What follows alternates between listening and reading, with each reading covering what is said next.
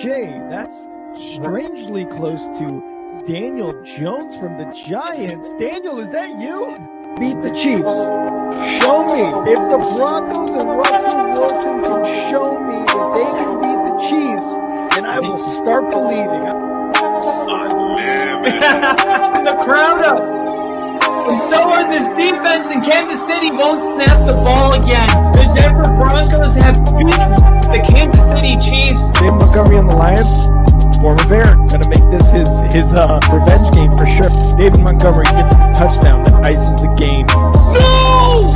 And there's a flag. There's flag. There's flag. There's flag. There's flag. Snap. Hold. Kick. Denver wins! Denver wins! Let's go! They open. No! What happened? Oh shit. Yo, what's up, everybody? Welcome back to the only football podcast tonight. Caleb Williams at his pro day yesterday at USC. There was tons of people there, a lot of important people, not only to Caleb Williams and to USC, but to the NFL. Kyle and I are also going to talk about some teams that are poised to make a huge mega turnaround this next season. We're going to talk some more free agency and trades. And of course, we're going to end it off with the Chives with Kyle. Let's get it.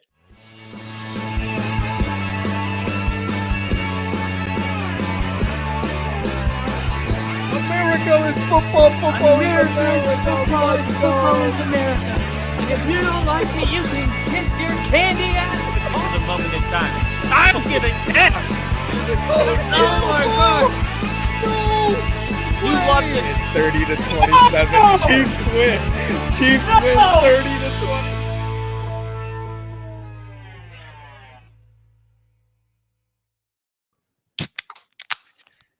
Ladies and gentlemen, welcome to the Only Football Podcast. My name is Rick, and that's Kyle. I'm Kyle. That's Rick. And like Rick said, we're going to open up by talking about Caleb Williams' pro day. And throughout the week, there's been a lot of backlash. First off, when he did, I'm sure if you watch YouTube Shorts and your algorithm knows that it's football related, you've seen the reporter ask Caleb Williams right away, right off the bat, why he decided not to throw. I mean, he couldn't even get his good morning out. And this reporter had a hair up his ass for this question. That you could tell he just wanted to be the first one to ask it. What do you throw? Journalism, fair enough. But he was kind of aggressive with the question, and Caleb was like, well, I mean, you could watch my tape. There's all of the tape that you've seen, and plus I'll be at my pro day. And it isn't uncommon for the number one overall quarterback not to throw. So acting like this is a special situation is kind of weird. Now, we could debate about whether you like it or not, but it's not uncommon. Which we have. It's not uncommon, and now his pro day finally happens. And as a Bears fan, you're watching this, and you see Justin Fields Sunday night after the Grammys get traded to Pittsburgh, and then it's like, okay, well, that's gonna kind of be Russell Wilson's team, but then Justin Fields gets traded to Pittsburgh for only a 6th and a conditional 4th. Not a ton of value right there, but immediately we know with that trade what that means. That means the Bears are drafting Caleb Williams. So as a Bears fan, I think that's what it fucking means. I thought they were going to draft Marvin Harrison Jr. and Tyson Bagent was going to be QB1, baby. We're going to the Super Bowl.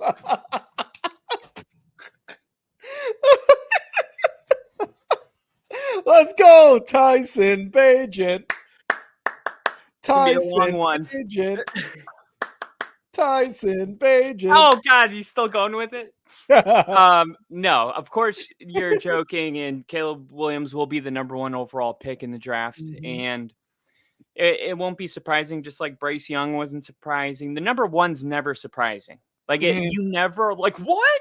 No, what? That's not how we thought it was gonna go. There's always a very kind of consensus on who's going number one. So as a Bears fan, you must be more invested than, say, I was in his pro day, because he's not going to be a Bronco. It's pretty simple. So I didn't actually I saw the highlights of it, but it was not something that like a reminder went off on my phone about it or anything like that. Yeah. I assume that you were more invested into it, so I want to hear your takeaway from it. Yeah, no, 100%. I didn't get to watch because I was at work, and it happened earlier in the day and whatnot. But just like you, I also saw most of the highlights. I saw people reacting to it. I saw what people were saying about it in real time afterwards. Uh, just all the crazy takes that were flying on Instagram, on Twitter. And we will talk about some takes for sure because RG3, I'm about to go in. But yeah, Caleb Williams, man, he showed out at his pro day, was stepping onto the field, and Keenan Allen was there, brand new Bears wide receiver, just acquired from the Bears last week. He said he's known him for about a year now, and obviously, the LA Chargers, USC, right there in South Central LA. So there's a connection there already. Caleb Williams said that the fact that the possibility of him being on the same team with him is exciting. What a liar. He knew damn well when he got traded what it meant, just like we did.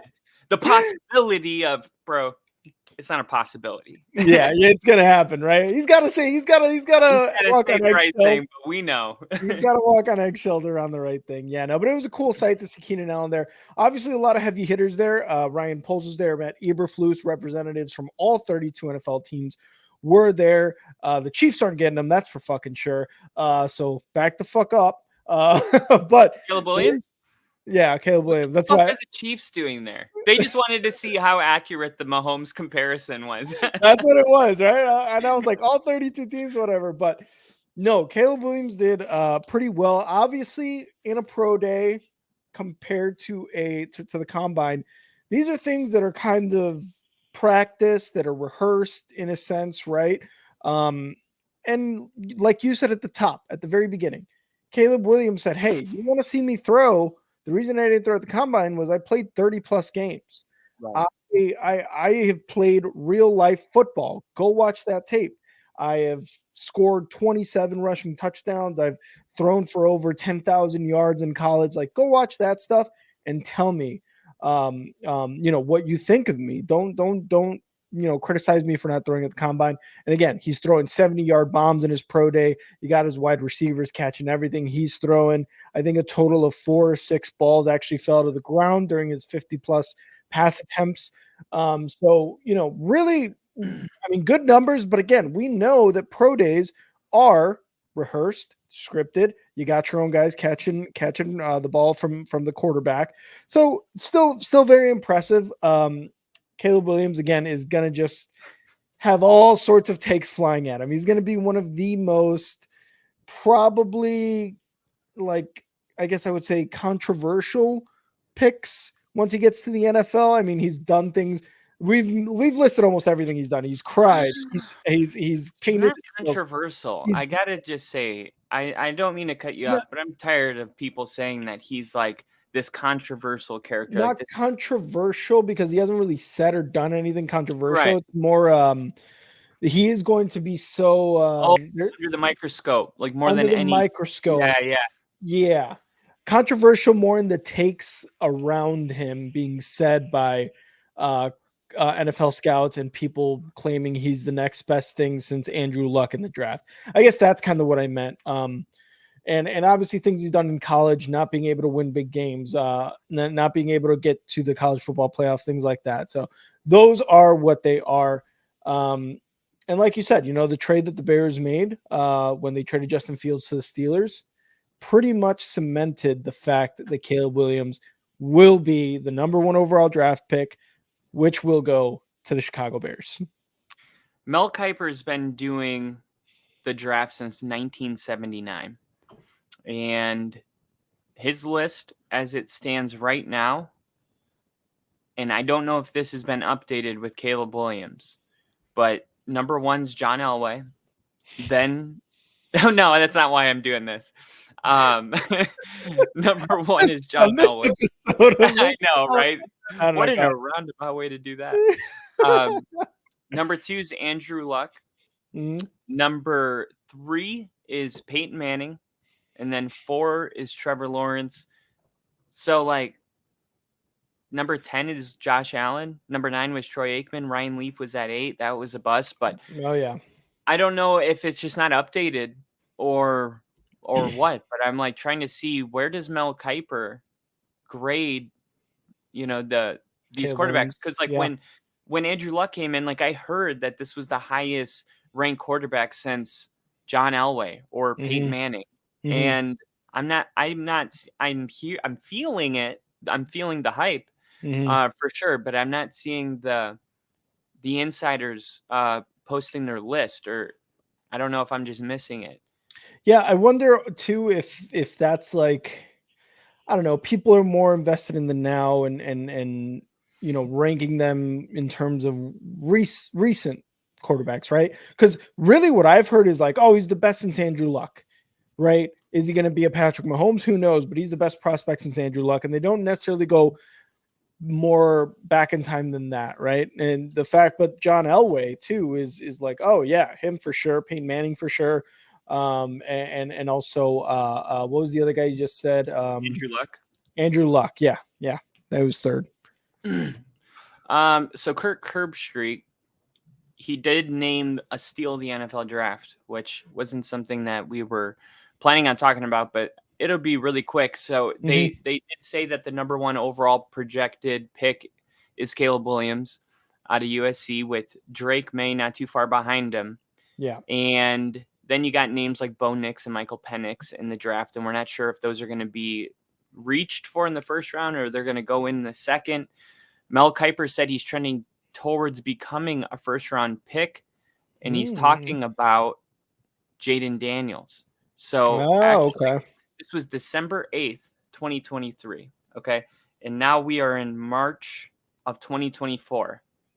So Jaden Daniels was 4 months ago, not even a first-round selection.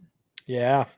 And now, of course, it's like they're saying he might go number 2 to the Commanders. So the only reason that I bring it up is because it's amazing how much, and there's nothing we can do about it, but the power of the media, it is so powerful. And they asked Sean Payne about it, and he was like, we can't ignore it. But it can't be everything. We can't react to it. It just, because, if everyone's saying that this person sucks, we should at least try to see why, and vice versa. So there's like something to it, but it's weird how this happens, like with other quarterbacks, like Zach Wilson, when he jumps up the board, Trey Lance jumps up the board. Like this happens with a couple quarterbacks, and I guess it's rare to happen to the one that everyone agrees is the best. So I think Caleb Williams, and I'm not kidding when I say this, he might be the only like safe quarterback in this draft. Drake May could just be like Mac Jones. When was Mac Jones selected? Like 10th overall, I believe, something high like that. Something like that, yeah.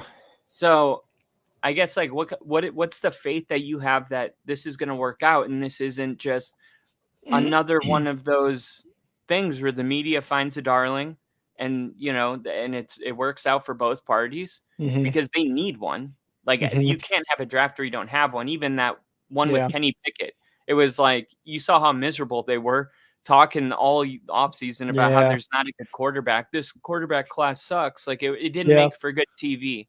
And now you have, for the first time in history, potentially 4 quarterbacks going off the board, 1, 2, 3, and 4.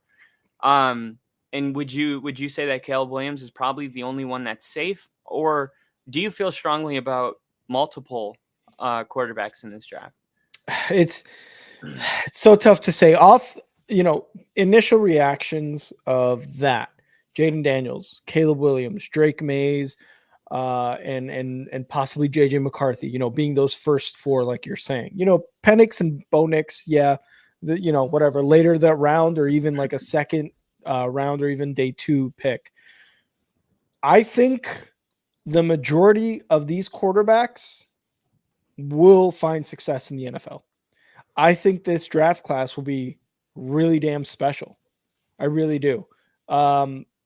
You look, like you said, at past drafts with your Mac Jones, with your Zach Wilsons, with your Trevor Lawrences, with your Justin Fields, Kenny Pickett, like these Drew Lock, like these guys did not work out. John Elway, Jarrett Stidham.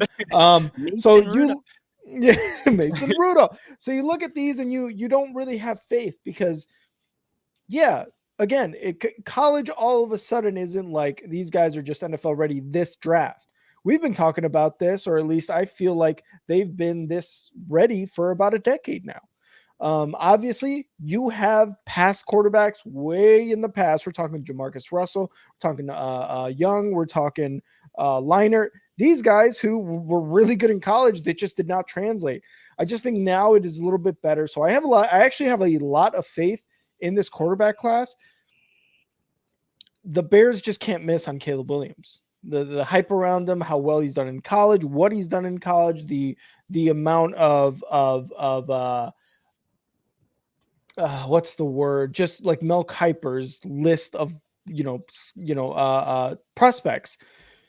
You can't ignore that. Ryan Leaf, huge bust. Sure. Well, definitely probably the worst bust of all time. You can't ignore that if you're the Bears. You can't be like, oh, but Drake May. No, you cannot Drake May. You cannot go Jaden Daniels. You have to go Caleb Williams.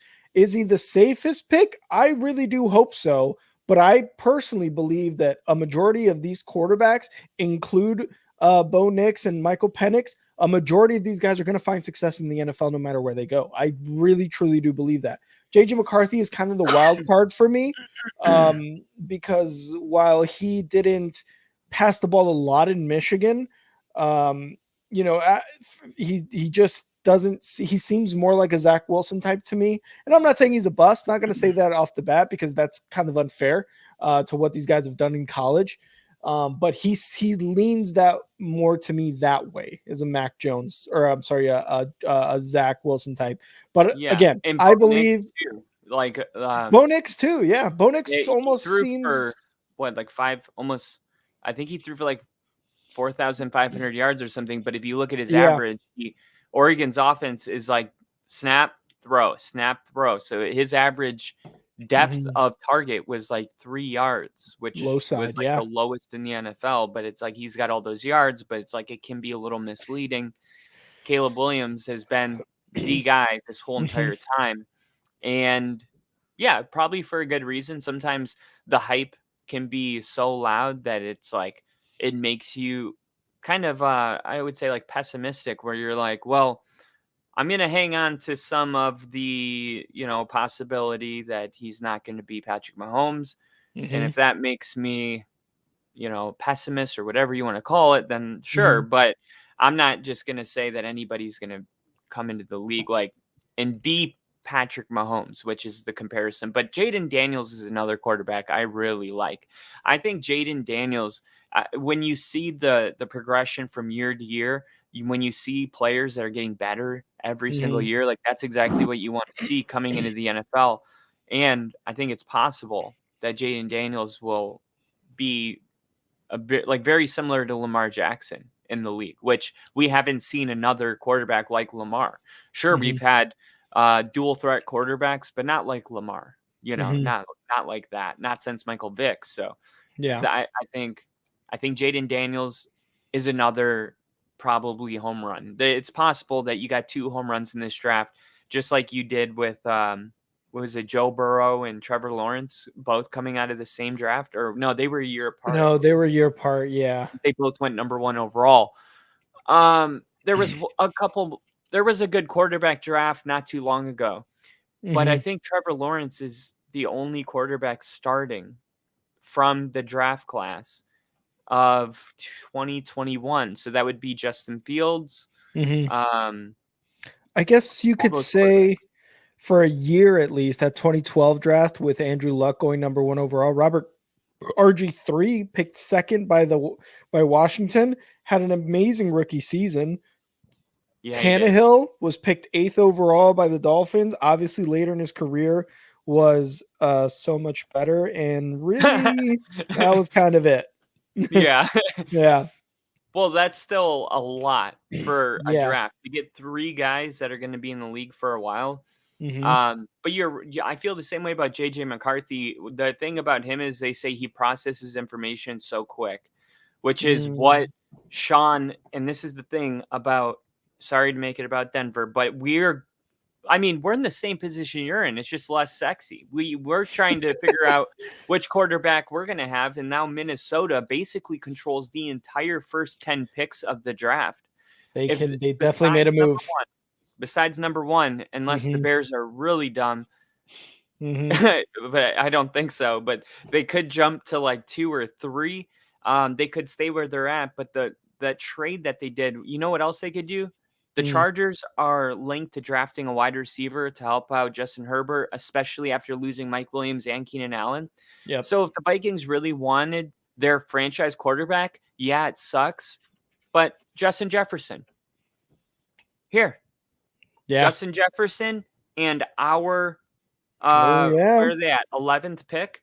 And now all of a sudden you've jumped all the teams, including the Giants, that because you got the Giants, you got the Broncos, you got the Raiders, and now they've jumped all those teams. But how bad do they want McCarthy? Or if it's somebody like Drake May, then they have the capital to do that. They can essentially go wherever they want with Caleb Williams being off the table. So there's just a lot of scenarios here, but most likely what's going to happen is Jaden Daniels, Caleb Williams, JJ McCarthy, and Drake May are not going to be available by the time Denver's drafting, which means all that's left is Bo Nix.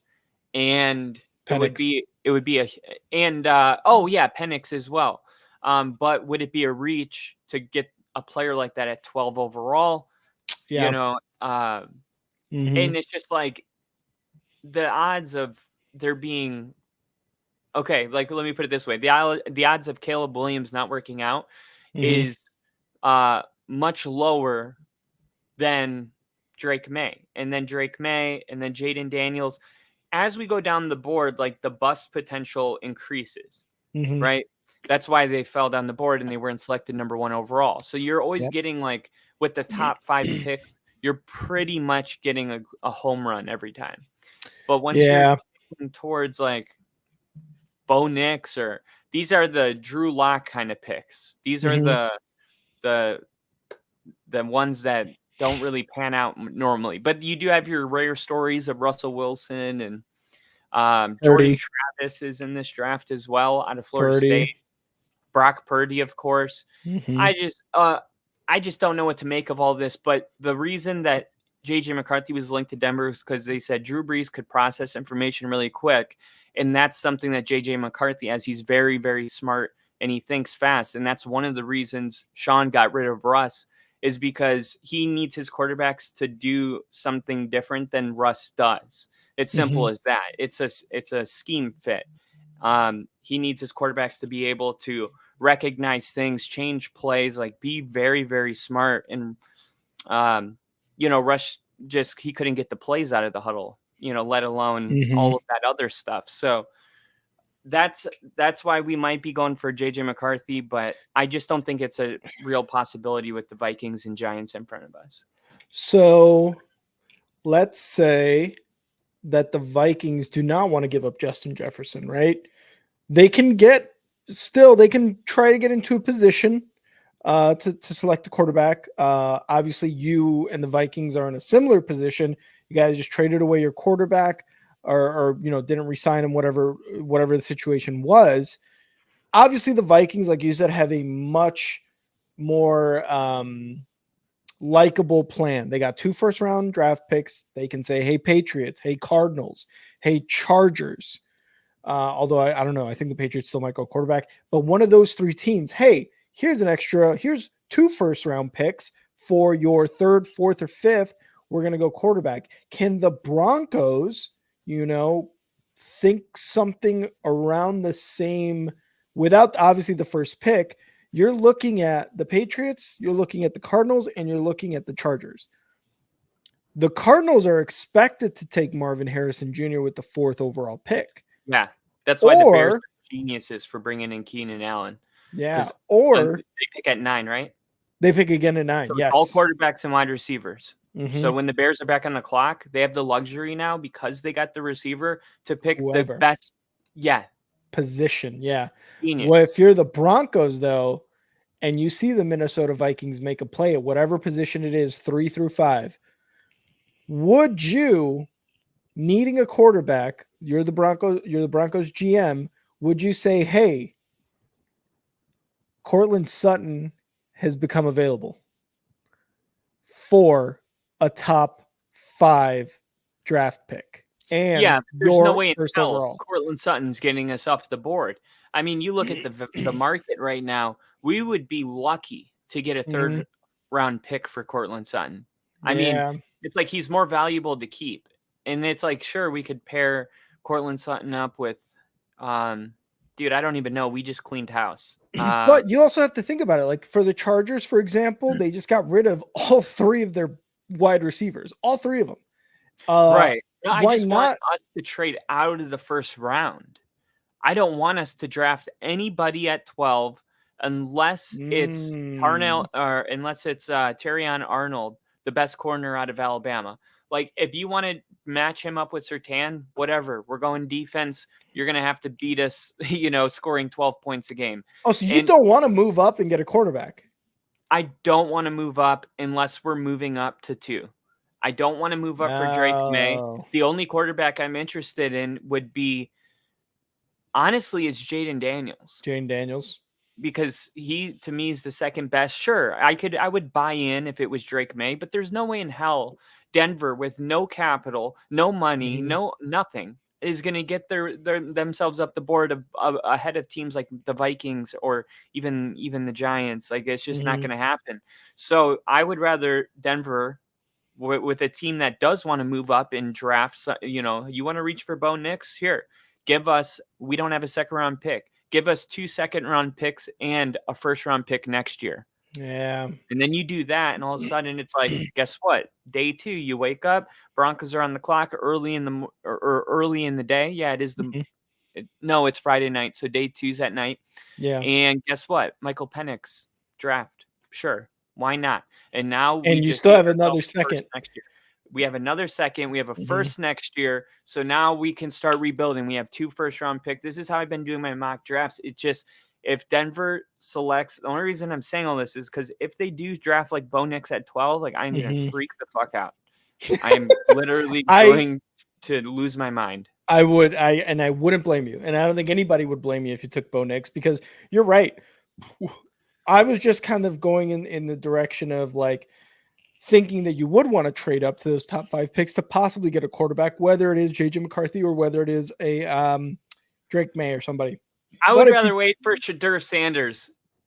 Yeah, right? I mean, why not? Let everyone else get their guy. Who's going to need a quarterback next year? Let's think about this for a second. This is really fun.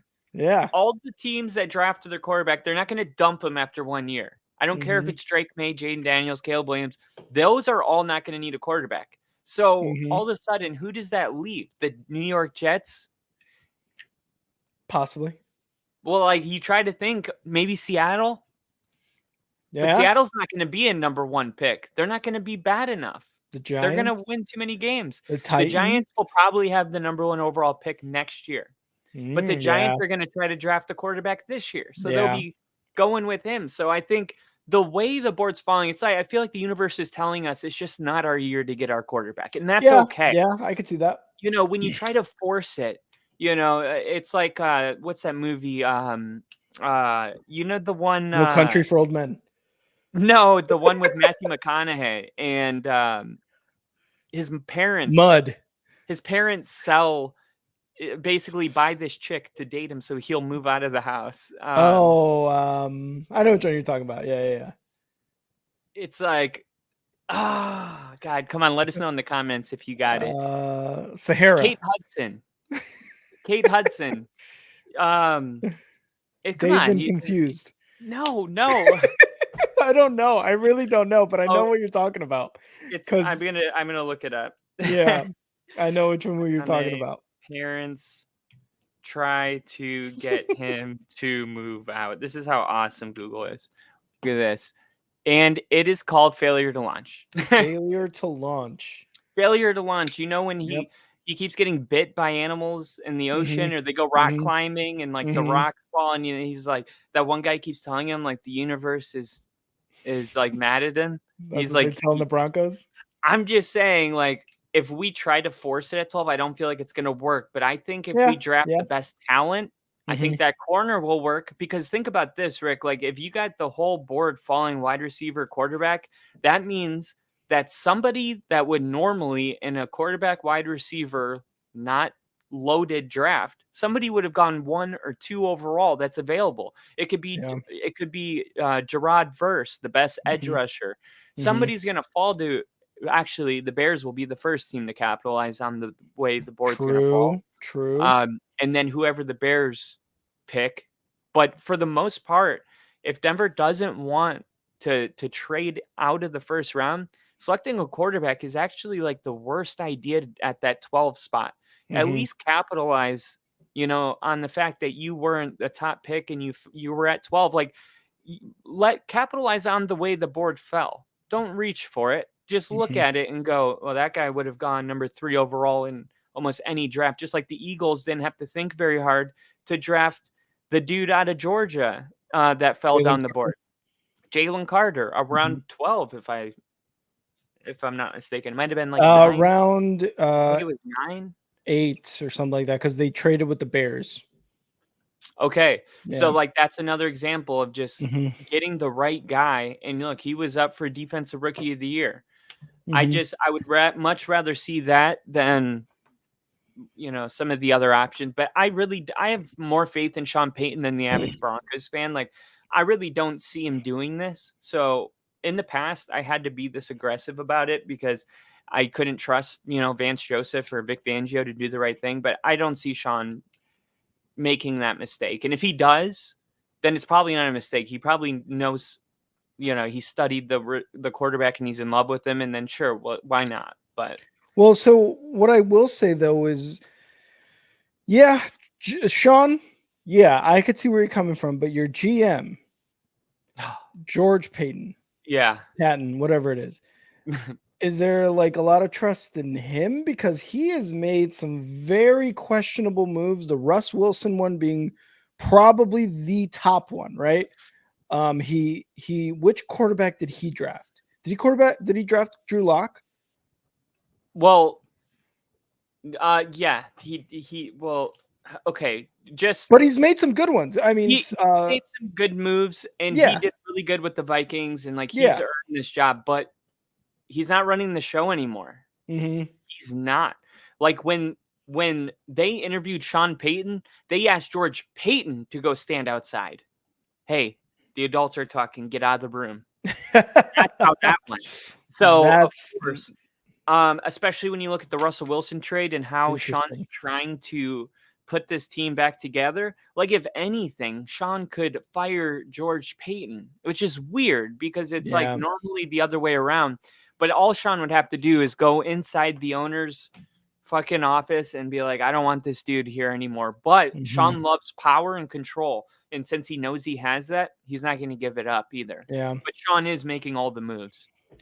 So speaking a little bit more about the draft in general, there were some comments made about Caleb Williams and what he should do, projected to be the number 1 overall pick. And yes, I'm talking about RG3. I'm talking about RG3. I wouldn't go. I agree, man. I totally agree with him. Here's the thing. RG3's comments made 0 sense. Is he wrong? Yes, absolutely. What was the Bears? What was the basis of his argument? Justin Fields' argument is that there are dysfunctional organizations, and being on this side of being an ex-player, I can tell you that a little bit of how your career ultimately ends up depends on who you put the hands into. If you go to the Browns, they said this isn't just like a Bears thing. They said the same thing about the Browns. They were like, no, they said the same thing about Joe Burrow. Stephen A. Smith was like, I wouldn't even let him go to the Cincinnati Bengals because that place is just dysfunction. He took him to a Super Bowl. Like, and you know what's funny enough though? He's like, the Washington Commanders. The Washington Commanders have not been. Dysfunctional. They are just as dysfunctional, yet he mentioned them as the team that he should go to. He grew up in Washington, D.C. Sure, I get all that. The thing is, why are you putting down the Bears to put up the Commanders when they are just as bad? Fields. That's why. Sure. Okay, but he's like, saying... You see how they do their players. Don't think that there's not another you around the corner. Here's the thing. Why hasn't every projected number 1 overall draft pick done this? Guess where the number 1 overall draft pick goes? To the worst team the season prior. Mm-hmm. You're going to tell me that the worst team the season prior is like, oh, this is a good organization. They just fucking lost the NFL season in general. Well, every first overall pick goes to the worst team. It should be going to the Panthers, technically. Exactly. It should be going to the Panthers. Now, look, this is why it doesn't make any sense for what RG3 said. This is what he said. His basis of his argument was, look how they treated Justin Fields.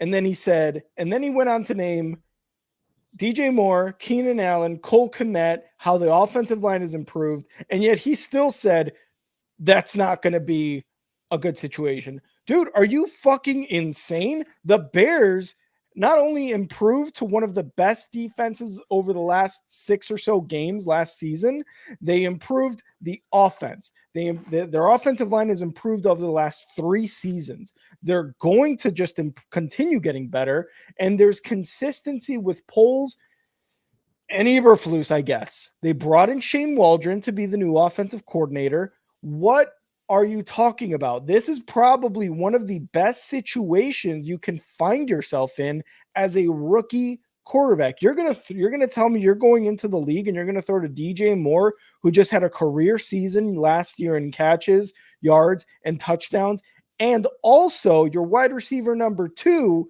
is a 6-time Pro Bowler in Keenan Allen, who yes is 31 and probably going to be 32 by the time the season starts, but this is a bad situation. You have a young top 10 tight end, Cole Kmet. You have a young, mostly improved offensive line that the Bears have, and what is expected to be a top 10 defensive unit coming into next year. And RG3 is saying, but look what they got for Justin Fields. Dude, fuck you. No, Ryan Poles and Matt Eberflus did not draft Justin Fields. Justin Fields has been hurt every season. Justin Fields was given DJ Moore and still struggled as a passer. What are you going to do at your I don't understand. Jersey? I'm still gonna wear it because it's a salute to service. And she got it for me, and it's a present. What does it say? What does the jersey say? Return to service. Return to. Hey, yo, chill. Look, man, I just don't understand. I just don't understand what RG3's comments were. His whole basis of his argument was they just traded Justin Fields, and that's the organization you want to go to. The organization that has all these weapons on offense, and again, an expected top 10 defense for the 2024 season. Like, what do you mean? What the history? Yes, totally understandable. Why are you going to put that on Ryan Poles and Matt Eberflus and brand new president? What's his name? I always forget his name. They brought in a completely new regime, which, yes, it's kind of just recycling with Ryan Pace and Matt Nagy were 7 years ago, whatever it was. But look at what Ryan Poles has done as a GM. You're going to tell me what he's done as a GM is bad? Like, no. The way they handled Justin Fields was given a raw deal, man. Let's just call it what it is. He was brought in his first year. He was drafted by a GM that was going to get fired. He was under a head coach who was already on the hot seat, got fired the season after, and was brought into a completely dysfunctional team with no weapons. Darnell Mooney was his number 1 wide receiver. Cole Kmet was in his first or second year. Of course, it was a shitty situation for Justin Fields. But you're going to put that all on Ryan Poles and how they handled the situation? Dude, they had no ties to Justin Fields. Justin Fields to that draft in 2021 was Bo Nix and Michael Penix, which is something that you are kind of like, we're not going to reach on one of those guys. That's what Justin Fields was. let's be real. I was excited to get Justin Fields because of what he did at Ohio State. Absolutely.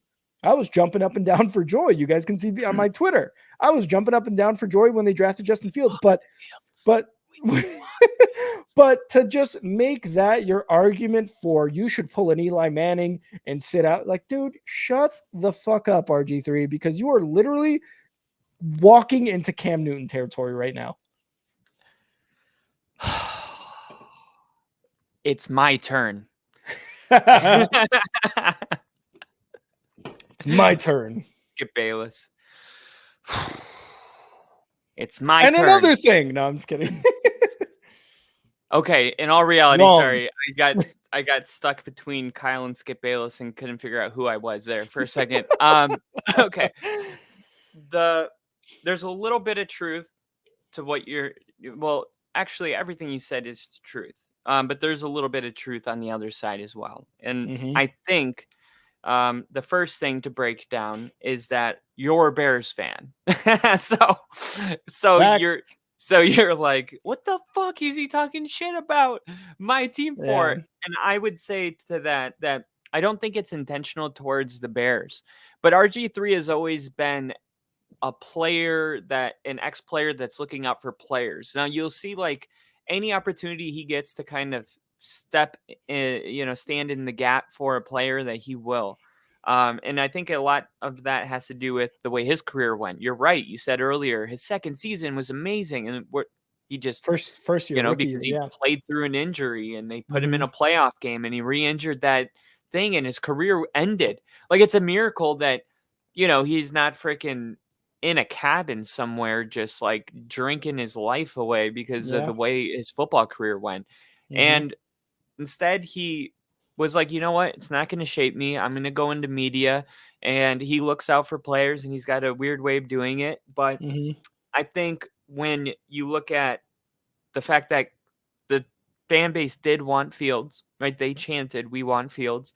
Now, all of Bears fans are super excited now about Caleb Williams. So it's like, you got a new girlfriend right away. Like, you're not going to be worried about it because she's, more attractive, and it's a distraction. To me, Caleb Williams is a distraction. I've been saying this all along, that the Bears have a really great opportunity right now to break the generational curse of never having a 4,000-yard passer, which is concerning when you bring in all these quarterbacks, because then it makes you feel like, well, maybe it's not the player, maybe it's the place. And like, you're like, yeah, well, that you can't hold us accountable because that happened with this other regime. But after enough years, you stop keeping track of who's the coach. And I'm not saying that I'm like this, but you don't look for the excuses. You just go, oh, the Browns were like this until they drafted Baker Mayfield. So you can draft your way out of this. The Bengals were, they had their days with Carson Palmer, but they spent a lot of time sucking. They got out of it, not with Andy Dalton, but with Joe Burrow. So why I see what you're saying is because, like, of course, every organization has a guy that comes in and he changes that franchise forever.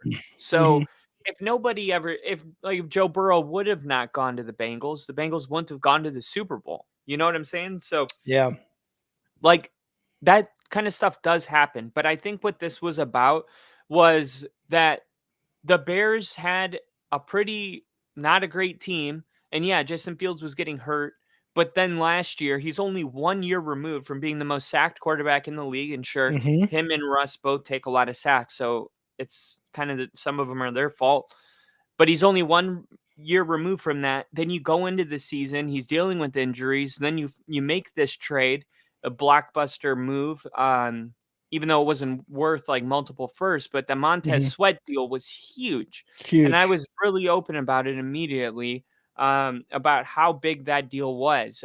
That's like that's a Hall of Famer, probably. Yeah. So then all of a sudden you bring Fields in, you start winning games. You're on a 1, 2, 3, 4 game winning streak. The fans chanting, "We want Fields." And the only reason you have the first round draft pick is not because Justin Fields played so poorly that you earned it, but because you made a trade with Carolina last year. All I'm saying is that generally what happens is a quarterback plays so poorly that they're the worst team in the NFL, and then you get to draft with the first overall pick. This is not that case. This is the Bears kind of turned a page. They got something going. The fans were into it, and it just felt like there was brighter days ahead, it felt like, at the end of last season. I know it ended with that Packers loss, but before that, there was a lot to be like looking forward to. And Justin Fields didn't put the Bears in that position. They were, as much as we joked about it, they were only a couple games out of the playoffs. And now you're sending Justin Fields to a place. And look, I have respect for Ryan Poles for sending Fields to a place that he can win the starting job, obviously, over Russell Wilson. Possibly, yeah. Because I guess around the league, the thinking is that he's a backup. So at least they did right by him and sent him to a place where he can compete. So I don't know. Like, I see the truth somewhere in the middle. Like, I understand. Like, I wouldn't say like he shouldn't go to the Bears, but I don't have a hard time seeing why an ex-player or Stephen A. Smith, whenever these people say this, I always understand what they mean. Like, you could be Patrick Mahomes if Andy Reid is your head coach. What would Patrick Mahomes have looked like with Eberflus? And we'll never know the answers to these questions. It's like, what would you look like if you didn't take creatine? You just don't know if it works, you know? So you'll never know. But after enough years, I think you start to stop having hope, you know, that it's like, okay, eventually it's like, if everybody you date doesn't work out, it's you. It's not like, it's not all the people. It's like, why are you picking all the wrong people? And now they're in a position where they don't have to pick anyone. It's just obvious, right? Yeah. So maybe this is different. It's like, both paths can have success in them. That's the thing. I guess what I'm saying is what you said is correct. It looked like there was brighter days ahead. The last third of the season for the Bears was looking really good. The defense started to work, look, and play better. The offense, with DJ Moore inserted there, with Justin Fields coming back from injury, started to look and play a lot better. Thing is, Ryan Poles knew last year before the draft that there was teams, just like there are teams this year, that wanted a quarterback in Stroud, in Bryce Young. He knew what he had winning 3 games and having the number 1 overall draft pick. So he said, you know what? Hey, Carolina, here's the number 1. And we're hoping you guys are going to be so bad that we're going to have the number 1 next year, because at that point we have so much leverage over the draft, which again, they do. But again, when you bring in how Justin Fields played, he played better. He's improved every year. There's no doubt about it. The numbers speak for themselves. Was he injured every year? Yes. Did he have a bad offensive line, which made him one of the most sacked quarterbacks in his 3 years in the league? 100% correct. The thing is, this year, if we kept Justin Fields, he was going to be on his 3rd offensive coordinator. They were going to have to decide on their 5th-year option by May, end of May, June, whatever it is, whatever the date is. They were going to have to decide whether or not they're going to pay Justin Fields $25 million for his 5th-year option before his 4th year playing. Why wouldn't you, again, bring in a cheap quarterback, a number 1 overall pick, to a brand new offensive coordinator, the same head coach for the 3rd year in a row, the same GM for the 3rd year in a row, DJ Moore is your wide receiver 1, Keenan Allen your wide receiver 2, Cole Kmet, a vastly improved offensive line, a top 10 unit in the defense. Again, there's like so many reasons why you would want to bring someone in there. We're not talking about the Bears are, and you said it, right? You mentioned it. The Bears are not the Carolina Panthers. The Panthers are the reason they had the number 1 overall pick. We're not talking about Caleb Williams going to a Panthers-like team who didn't have a wide receiver, whose defense was meh, right? And whose offense had no weapons, like zero weapons. We're not talking about a team like that. We're talking about a vastly improved team who any quarterback going into a team like this would be lucky. Let's be honest. Like, Caleb Williams is going to have a ton of weapons to throw to, and they just got DeAndre Swift, which just helps them in the running game as well. I just don't really understand RG3's point. His only point is, look what they did to Justin Fields. And it's like, what do you mean what they did to Justin Fields? They didn't do anything to Justin Fields except trade him to a place, by the way, that he wanted, that they wanted to do right to him by. They had several other offers for better draft picks instead of that 6th to a conditional 4th. They had better offers, but they wanted to do right by Justin Fields. At one point, you got to cut loose. You got to give Poles credit, right? You got to cut loose when you got to cut loose. And this is a situation that no matter what GM you are, would have done the same exact thing. Well, at the rate quarterbacks are coming in right now, the next 25 years, probably by 2049, I think we're going to have our first draft where we don't need a quarterback. Like, there's nowhere for them to go. Yeah. See, there you go. I mean, they're just coming in like the Joe Burrows, the Trevor, like the groups, aren't they just coming in more and more ready? Like, eventually, don't you think there's going to be like all 32 teams have a starter that they're comfortable with and they don't want a new quarterback? Yes and no, but no, mostly because injuries and veteran quarterbacks like your Kirk Cousins, like your Aaron Rodgers, who have proven enough throughout their career to be a starter and to kind of how we said with the Atlanta Falcons, and Kirk Cousins are an automatic playoff team because they signed him in the offseason. So yes and no, the circle of life continues, but that's enough of that talk. I just wanted to say about what you said, that totally makes sense. Like, the Bears are definitely set up for success right now. And sorry, my ADD it's like, is there ever going to be a quarterback draft that we don't need? That was totally a sidebar. I think the Bears are ready to succeed and to win now. But what's interesting is, like, although you're bringing in Caleb Williams, and it'll be interesting to see if Hard Knocks is with the Broncos or the Bears, because those are 2 of the 3 options. Go figure. But Caleb Williams is going to be a whole new person that the wide receivers are going to have to learn, that the running backs are like, it's not like, I don't know, like some people are like plug and play. Like, how did Joe Burrow? He got hurt his first year, right? Justin Fields was hurt his first year. Trevor Lawrence went with Urban Meyer and went 1-15. Yeah, rough start. Yeah, like, you go through the list of like the quarterbacks that go in the first round, these plug and play starters, and it's a losing season, bro. Like, it's not the way it looks. Like, it's not like you bring him in and all this. I mean, it happened once with Andrew Luck. I mean, Peyton Manning led the NFL in interceptions as a rookie. He still holds the record.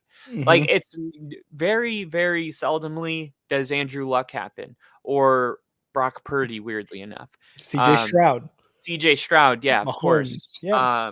Mahomes even was a year 2 guy, you know, and he credits sitting behind Alex Smith for his success, just like Jordan Love. So this is totally different. This is like drafting to start immediately. All the progress you had made with Fields, like, the reason I get it as a business decision, though, is because you reset the pay clock. Now you don't have to pay Justin Fields, and you get 4 more years, but it's like eventually you're going to, like, if Caleb Williams performs exactly the same as Justin Fields for his first 4 years or 3 years, like, are you going to draft another quarterback when you're in this position again? Or are you just hoping that you're not? Because that seems kind of like wishful thinking. And that's what Nick's asking too. What if the Bears have a top 5 picks? Williams is not looking great. Is not looking great, but has improved every year. Do you trade him away?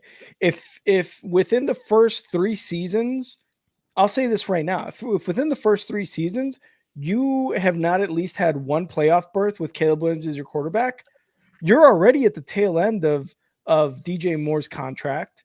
You're already at the tail end of a lot of top defensive stars, Montez Sweat, TJ Edmonds. a lot of their contracts as well. DeAndre Swift.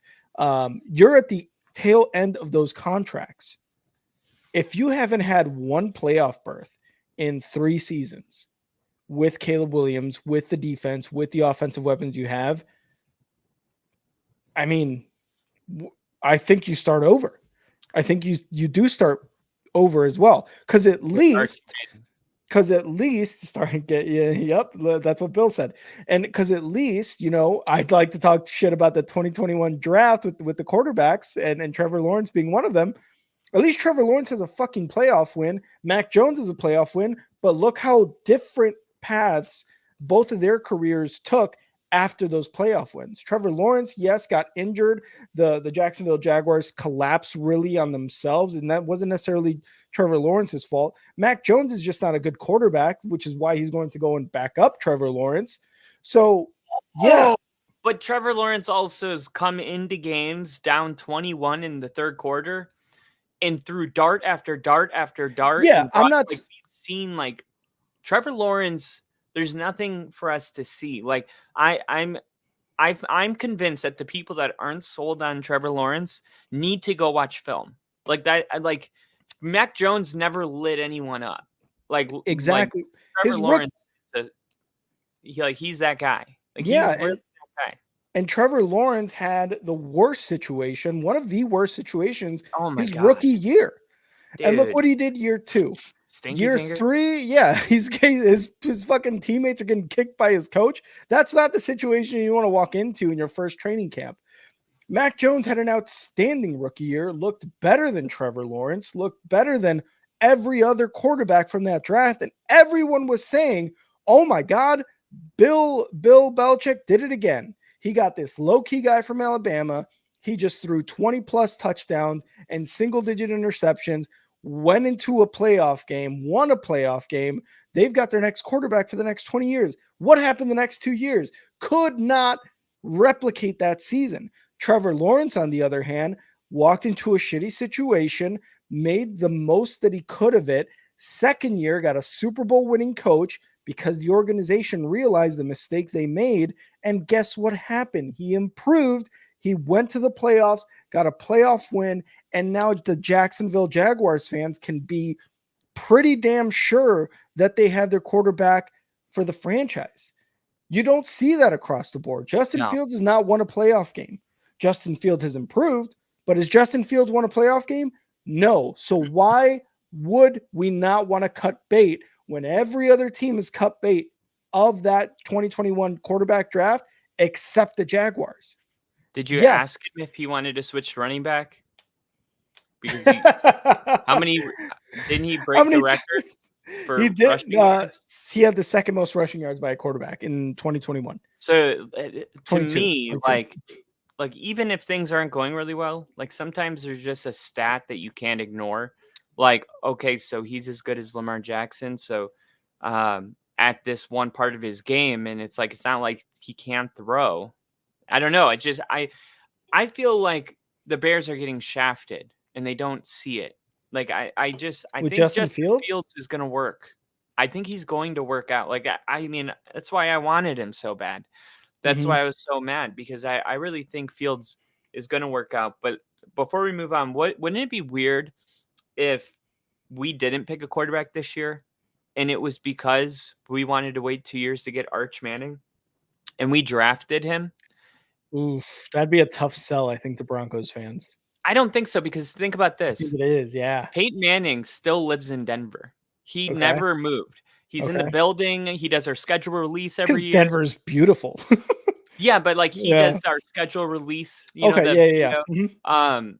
if you're in Denver media as much as I am, like like Peyton Manning is a Bronco. He's not a Colt.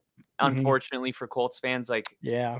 So I mean, look what they did to him. Of course not. How crazy would it be if Peyton and Archie both had a statue outside Mile High, right next to each other? Like that's Peyton's brother's son, and that's Peyton. And here's the thing: I have a very hard time seeing Sean Payton being like, "Yes, Peyton Manning, whatever you say." You know what I mean? Because Sean Payton is but he's very much the alpha. And the thing is, if you want to wait 2 years, okay, Yeah, I could probably see that. How are you going to sell it to the fans, though? Bo Nix. A plug-and-play quarterback that's going to We're maybe going to not try even Bo work Nix out? for 2 years, right? And it's not going to work out, but you're right. You have to give At the that fan point, base you should have just something. gotten Justin Fields or kept Russ. Yeah, no, it's just crazy to think like Archie Manning having a statue next to his dad's brother. Like that's just fucking crazy. Yeah, I don't think so. I wanted to ask one more question, and then we will move on from this talk, like for sure, because I don't want to make this all about the Bears and the draft and whatever. But there was a lot of talk about what the Bears got for Justin Fields. What was your kind of initial reaction? Because I know what mine was. Not enough. Not enough. Initial reaction is not enough, and this is another part of just the Bears running their organization poorly. Like you have to understand that if you wanted to get rid of Fields and move on to Caleb Williams, you had to make that decision, I would say, no longer than a week after week 18. Then you should have known. You should have known before the Super Bowl even kicked off what your plan was next year. And if it was to get rid of Caleb or to Justin Fields, then they should have made it clear. They should have told, but they didn't want to hurt his feelings, and they wanted to feel, okay, well, what is this first round pick worth? How many teams are going to come and contact me? We don't want to say something that, someone offers us 3 first round picks. We'll go with Fields, but if we come publicly and say that we're drafting Caleb Williams, he's not going to want to play for us. We don't want to do, the Baker Mayfield, Deshaun Watson thing. Sure. So I understand, but the Bears are being greedy. That's greedy. That's when you're thinking like that, you're thinking, of what's the most I can get. And I get it. I do. But you have to also understand that the longer you hold, the less value you're actually going to get. So whatever it's going to be, you just the only wrong decision is no decision. And the Bears did that for too long. And then when they finally made one, they were showing their cards to everyone. So I will say, yeah, the thing is at the combine when they interviewed Ryan Poles on the whole situation, he pretty much gave it away. Hey, if we do go that route by trading Justin Fields, we want to be as nice as possible. We want to put him in a great situation. Basically saying, without saying it, we are going to trade Justin Fields. He said it. He said it at the combine. Everybody heard it, and everybody came up with the exact same conclusion. The Bears are trading Justin Fields. What happened? Kirk Cousins went. Drew Lock went. This quarterback went. That quarterback went. Every quarterback except Justin Fields went. Then the Steelers called and said, hey, we have a 6th round pick, conditional 4th. Do you want to take that? And the the Bears, Ryan Poles, the team, whatever, the front office, talking to Justin Fields. From all accounts that I have read on Twitter, on articles, on NFL, on CBS, have said that Ryan Poles had better offers, but wanted to do right by Justin. How much do I believe that? I'm honestly 51-49 because that's exactly what Ryan Poles said. We want to do right by Justin. The other part of me also thinks like, maybe you were being too greedy, like you said, and you waited too long, and that's the best you got. It was a conditional 4th. Probably true. Yeah. It's probably both true. And both, yeah, absolutely could probably be true because then you got Kenny Pickett going to the Eagles, right? Right. So what did the Bears... I was just going to say, and now there's a story that came out from NFL executives saying that if that the Broncos or that the Steelers would release, was it Russell Wilson before OTAs start if Justin Fields is playing better. So wow. And what they're really saying is like Justin Fields and Russell Wilson will not be sharing a sideline. Now, I don't know how much I believe that, but they're suggesting that they're there to compete and Russell Wilson's way too good to be a backup. So if Fields does win that job, then Russell Wilson won't be holding a playbook on the sideline. Yeah, and look, for face value, the Steelers, for the most part, they fleeced the Bears. But again, you get a Super Bowl winning quarterback for the Steelers get Russ Wilson on a veteran minimum $1.3 million. They also get another cheap $3 whatever million for the year for Justin Fields. The thing is, the Steelers have to make a very, very important decision by the end of May or June, whatever, whether they want to pick up Justin Fields' $25 million player option. If the Steelers do not pick that up, guess what? They have no quarterback at the end of next season. So regardless, with that all being said, did they really fleece the Bears? Did they really fleece the Bears? Let's be real. Did they? They still, yeah, because, no, yes. because we've seen this before. Yes, because he could have gone for more. Like, Justin Fields was picked, at the 12th overall pick? 11th or 12th, yeah. 11th or 12th. I think it was 12, if I remember correctly. It might even been like one higher. But when you are only 3 years removed from the draft and you're trading a quarterback that you draft with the 12th overall pick and you get a conditional 6th that could be a 4th, it's like, that's not great value. That's just not, you're not turning. It would be one thing if like you drafted somebody and he did so well that he was going to go sign hundreds of millions of dollars, like a Tyreek Hill situation. But that's not really what happened. Like, and the thing is like, we won't really know who won this trade. We need a couple years. Like if Justin Fields goes out and he starts like playing really well with Mike Tomlin, he takes the Steelers to the playoffs and they even win a game and go into the divisional round and Fields is the quarterback and and the Bears are not in the postseason with Caleb Williams, it's not going to feel like the Bears won the trade. But if the opposite happens and Justin Fields isn't even playing next year, the Bears are going to feel okay. But then we still need to give it one more year because eventually Fields will see the field one more time. At least. So go back with, give him a shot at least. Yeah. And it's, I think it's totally fair to have these initial reactions, to have these just like they fleeced them, this and that. Kyle, what other move by Ryan Poles has been noted as probably one of the worst ones ever? Yeah. Because hiring Eberflus. Okay, we'll revisit that another day, but it wasn't his hire. Getting rid of David Montgomery. Okay, that's for sure. That's not one of the worst ones though, because the running back room was just as good. Making a move for Khalil Mack. Khalil Mack. Is that the one you're looking for? No, he had to unload so much money. The one I'm referring to is from the Steelers as well. A 2nd round pick for Chase Claypool. Okay. Oh yeah, that didn't work out. So yeah, didn't work out, right? A 2nd round pick that became Joey Porter Jr. for the Steelers. Okay. 100%. Not a great move. Not great. The only other one, the Justin Fields one. In 3 seasons, 3 off seasons, 2.5 really. Those are the worst ones that Ryan Poles has made. And yet the Bears have improved in 2 seasons under Poles. They have gotten so many players. They got Montez Sweat. They got DJ Moore. They just acquired Keenan Allen. They just acquired DeAndre Swift. All those players on the defensive side from last year. He just re-signed Jalen Johnson.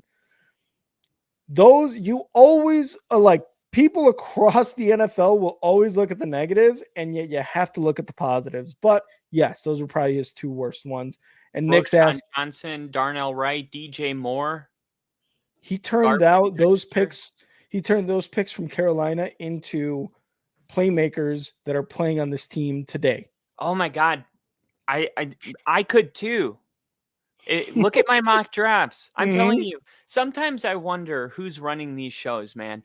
Like, let's be honest. Like if somebody that's been doing this their whole life can go in and do a mock draft and like pretty much nail it. I mean, like, how would you even know? Like, even if somebody picked the wrong guy, people would be like, oh, he saw something in that player that we didn't see. It's like we rarely question the authority of the people that make the moves until you start to realize how dumb some of the moves are. Like, of course, like you have your picks that are going to work. You have your guys that are going to work. And too many times do we see them just not go that route. You know, I'm speaking from experience. Like if we take Bo Nix at 12, this is it's the same thing. It's like if we can all, everybody on this channel agrees, nobody's come in the comments and been like, no, they should draft him at 12. So if we all agree on it and we understand it, then why does that kind of stuff happen? You know, in the first place? Like I'm glad Ryan Poles is crushing it. I really am, because it's like when a ref's doing a good job or a coach is doing a good job and they're not pre-snap penaltying the whole game. Like, it's what I expect, but it's like, appreciate it, because it's rare. Like, you have so many GMs that are just dicking around all the time, hanging out with their buddies in the fucking yacht club. They don't know anything going on, and they rely on their draft guy to come give them all the knowledge, and they get a coach, and they're not into it like the Pat Bolins, like the owners that are literally rehabbing with the players and like give a shit. And I think Ryan Poles is trying to bring that we give a shit back to Chicago, where it became just a club of rich people hanging out and kicking back. Ryan Poles is literally like the Jesus Christ of the Bears right now. Just like very much so. So and all of this, I was going to say, all of this could not be possible without Lovie Smith winning that last game from the 2021 season and giving the Bears the number one overall draft pick for the 2022 draft. No, I'm just kidding. But Nick's asking, where does Russ end up if he gets cut by the Steelers? Kind of going back to your point earlier. I'm going to say back to the Broncos on a $1.3 million deal. No, we're already paying him $30 million this year. Yeah, what's another one? No, he would probably end up with like the Patriots, because even if they draft Drake May at 3, they were saying that Drake May's not a day one starter. So Russ and his PR people are going to be very clear. Like, if you are releasing us, you need to make sure that you do it before the preseason final game week is here, so I can find my new team, get a playbook. But Russ will be a day one starter somewhere for sure. Yeah. I can definitely see that, and even not the Pats, like maybe even Washington, one of those teams that's getting a quarterback early in the first round too, to sit behind. And KC, Joey Porter is a cornerback for the Steelers right now. Joey Porter was the linebacker. Yeah, linebacker for the Steelers, Hall of Famer, and that's his son, Joey Porter Jr. He cornerback out of Penn State. I wanted him. Yeah, I think definitely I would have loved him. But all right, let's move on.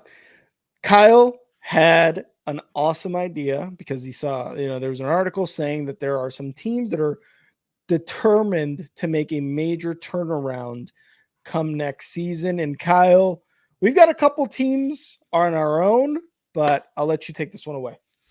All right. So like Rick said, I was like, hey, did you read the article? And he said no. And I said no. And I was like, let's write down our teams just to see if before we get into the article, if we can read. So Rick, you wrote down, what teams did you write down? So this is the teams that are looking to make a major leap. So we're not talking about the Texans going from the divisional to the Super Bowl or the Ravens or any team that's trying to get over the hump. We're talking about teams with generally probably, I don't know, I haven't seen the list, but I'm assuming less than 6 wins going into the playoffs, something like that. So it's actually only 5 teams. So the ones I thought, the Bears, the Jets, because Aaron Rodgers will be healthy. Yeah. Then the Steelers, number 3. Okay. I put Chargers at 4 just because, unfortunately they got Harbaugh over there now. Yeah. And and probably the Browns. Okay. So the Jets, yes. Aaron Rodgers coming back is going to immediately make them a better team. With that being said, though, the NFC East, for the most part, minus the Patriots, seems to be a pretty loaded division. You got the Bills, but the Bills have gotten rid of a lot of veterans, and they have a serious cap problem. Thing is, they still have Stephon Diggs, and they still got Josh Allen. They still got Dawson Knox, and they still got Dalton Kincaid there. So their offense seems to be pretty solid there. So I don't see them really taking a major step back. The Dolphins, though, still a lot of talent on that side. And with all that talent, I cannot see them not making the playoffs next year. So the Jets are kind of in this weird, at least in my eyes, a weird situation where they need all of their weapons, including Aaron Rodgers, to really come together next season and just come out of the season hot. They added Mike Williams, so they added another wide receiver next to Garrett Wilson for Aaron Rodgers to throw to. They still have their running back. What's the running back's name? Breece Hall. Breece Hall. They still got Breece Hall there. He's coming off of top 5 running back. Yeah, top 5 running back coming off of an injury the season prior to last. Their defense is still really damn good with Quinnen Williams there on the defensive line and Sauce Gardner there holding down the secondary. So yeah, I think really all of these phases of their football team really need to kind of start the season out hot, give Jets fans a reason to root for them, and really make their mark on the NFC East starting the 2024 season to say, hey, Bills, hey, Dolphins, you guys have to play us twice each, and these aren't going to be easy games like they were last year when we had Zach Wilson and whatever the fuck his name was at quarterback. You know what I mean? So these are going to be a little bit tougher, but I do like that. I just think it might be a bit of a tougher road, even with Aaron Rodgers back. Yeah, and do you want me to go through the article now? Because yeah, let's do that. I was wrong about what I was saying. Because the number 1 team's the Texans, which I was just using as an example that. So the authors and us were playing a different game. So, the Texans, they took the biggest leap in 2023 thanks to the emergence of CJ Stroud and DeMeco Ryans. Stroud had arguably the greatest season for a rookie quarterback in NFL history. That's why I wanted to put him on the list. But they're basically just saying that Stroud now gets his top 2 pass catchers back because of the injury to Tank Dell. Dalton Schultz was re-signed to that deal. Defensive Rookie of the Year, Will Anderson Jr. now has a full year in the NFL under his belt. Derek Stingley Jr. is only going to get better on a defense that went from 25th in yards allowed to 13th. A first-place schedule will be the Texans' biggest challenge as they won't swoop under the radar anymore. Stroud having a full offseason to hone his craft is dangerous for the rest of the league. Remember, the Texans went to the divisional round in year 1 with Ryans and Stroud. I agree. I said that they could go to the Super Bowl, so you're not going to get any pushback from me on this one. And you add Joe Mixon and Danielle Hunter to that defense and offense. Yeah, it's like, oh my God. And on top of that, they I don't know if you saw, but Mike Clay released his projections for every team and their win total. And it had a really good stat there that showed strength of schedule, where it ranked, which will come in handy when we're doing our divisional predictions after the schedule is released. But I just wanted to flip to it really quick because I think it showed. Yeah, here it is. So NFL ranks. So the NFL ranked Kansas City the best team in the league next year. And then that's followed up by the 49ers. And then at 3, you have the Ravens. 4, Cowboys. 5, they had the Jets. 6, Detroit. 7 was Cincinnati, right? 8, Cleveland. 9, Buffalo. And then 10, I'll stop at 10, was Miami. So, yeah, it was a little interesting because you got some teams that had just been on the spotlight for a while, like the Bengals and the Jets, and here they are in the top 10. So we'll see how that pans out. But the strength of schedule. So Number 32 on the strength of schedule was let's see, New England. So New England has the worst schedule, right? But they're a terrible team also. So that's not good. So far, yeah. Yeah, so far. And then you have the Giants as well. Sorry, where Bill. yeah, the Giants are ranked 16th, so not terrible. But the best schedules belong to Atlanta, New Orleans, Carolina. So Atlanta with the best schedule, the easiest schedule in the NFL. Now, of course, they rank how easy the schedule is based off what a team did last year. So I don't even like this system in general, because let's say you're counting the Jets worth 4 points because they only won 4 games last season. Well, obviously the Jets are a much tougher opponent this year with Aaron Rodgers on the team, hopefully. So it's not perfect, but it is a good way to like get a quick glance at just how difficult the schedules are going to be next year. And for the Bears, they were the 6th easiest schedule. Let's go. So the Bears are going to have a pretty easy schedule, whereas some teams like the Texans are 30th here. This article just suggested 32nd, but Buffalo, Texans, the Rams, Denver, Arizona, and the 49ers all are going to have a really tough schedule next year. And then it said it had a chart and it said what were the biggest needs going to be at the end of next year. And for Chicago, it was interior pressure and a running back. Yeah, the interior pressure for sure, because you have Montez Sweat on one end, and you're assuming if they go number 9 after they pick Caleb Williams, number 9, you go defensive end.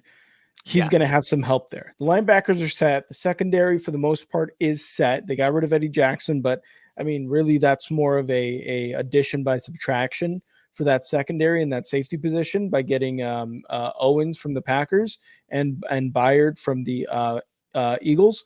So it's more of an addition by subtraction with him, but that defensive line, like you said, on the interior needs a lot of work. As far as the running back position, I think in my opinion, they may be a little premature on that, because they just signed DeAndre Swift.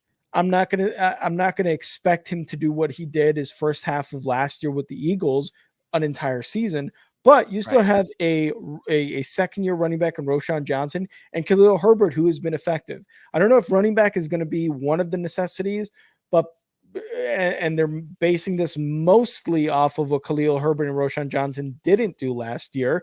And that's fair. But I think it's a little premature to just say running back off the bat. If anything, if they really can't nail down a solid center this year, I think that's what the Bears have to do by the end of next year, is really get a franchise center, because that's what Caleb Williams is going to need at quarterback. And that's what this team has been lacking for the last 4 or 5 seasons, is a center. Well, the Bears do come in at 16 on the power rankings, while Houston is at 15, which wow. We'll see. I think that's so weird. I think it's a little high for the Bears, even with the optimism, just because there's some more proven teams underneath them.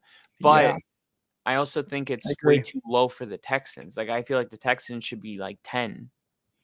Well, if we go top 10 teams, I think we go Kansas City, Super Bowl champs, right? Right. San Francisco 49ers, Baltimore, Cowboys, right? I think we got to go Cowboys. We have to. Are you putting the Bengals up there in top 10? I would put the Texans over the Bengals right now. Oh, okay. That's interesting. Just because CJ Stroud looked really good last year. Like, it's like he's going to have a year 2 jump. Like, what is that going to look like? But okay. So with that then, okay. And I get Joe Burrow's coming off an injured season. Joe Burrow's been at the Super Bowl his third year, whatever it was. Yeah. Second year. Who are you taking right now at quarterback, Joe Burrow or CJ Stroud? Ooh, is a good one. I think it's a pretty good question, Because Joe Burrow has been injured for 2 years out of his 4 years. But he's been to a Super Bowl. And that's tough to not take into This is like the consideration. Tom Brady, Peyton Manning. At least that's how I view this question. Yeah, similar except different styles of play, of course. Well, just different circumstances too. Yeah, and they're about as many years apart as well. Like Peyton came into the league before, or no, Brady just didn't start until. I think Manning came in, started right away. Brady didn't. I think Manning was 98 and Tom was 2000 or 99, one of those, something like that. Yeah, I think 99. Or it might even be 2000, I think. Yeah. But yeah, I mean, financially, like CJ Stroud. I mean, CJ Stroud offers you a lot more too, with his running, but it's like it's so tough. It's like picking like I really like both of them, so I don't. I would just be like, you pick. I'll take whoever. Yeah, it's a tough one because you really do hope that CJ Stroud continues to just improve. You like you said, he's going to make a second-year jump. All the Texans fans are hoping that is 100% true. They're hoping that what happened last season is not a Jalen Hurts same effect. No, as a Mac Jones.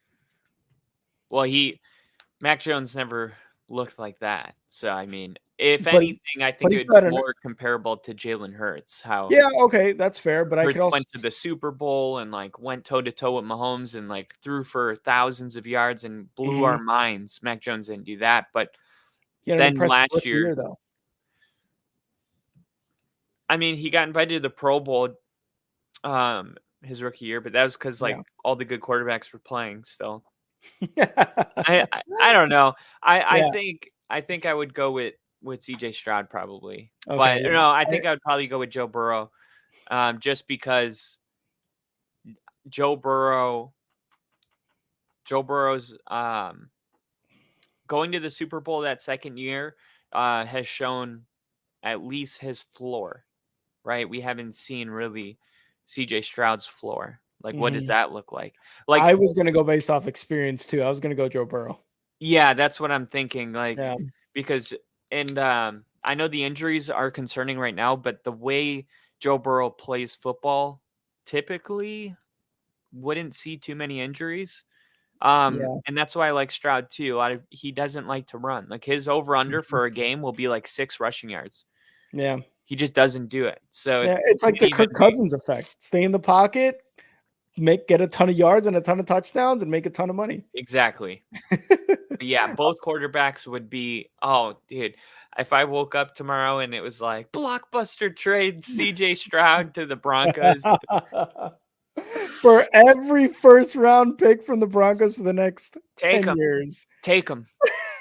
And then CJ Stroud just I'll give you 3 first rounders for him right now. Woo, shit. Kyle's ready to wheel and deal right now. All right. Who's the other team on that poised to improve next year list? It's an AFC South team. Colts. The AFC South certainly was the most improved division last season as Shane Steichen took the Colts to a game away from the division title and a playoff berth. So they did play in the wild card round. No, he was a game away from the wild card berth. But it said it was a game away from the divisional title. Yeah, the AFC South title. Oh, yeah. Sorry. I was thinking the divisional round of the playoffs.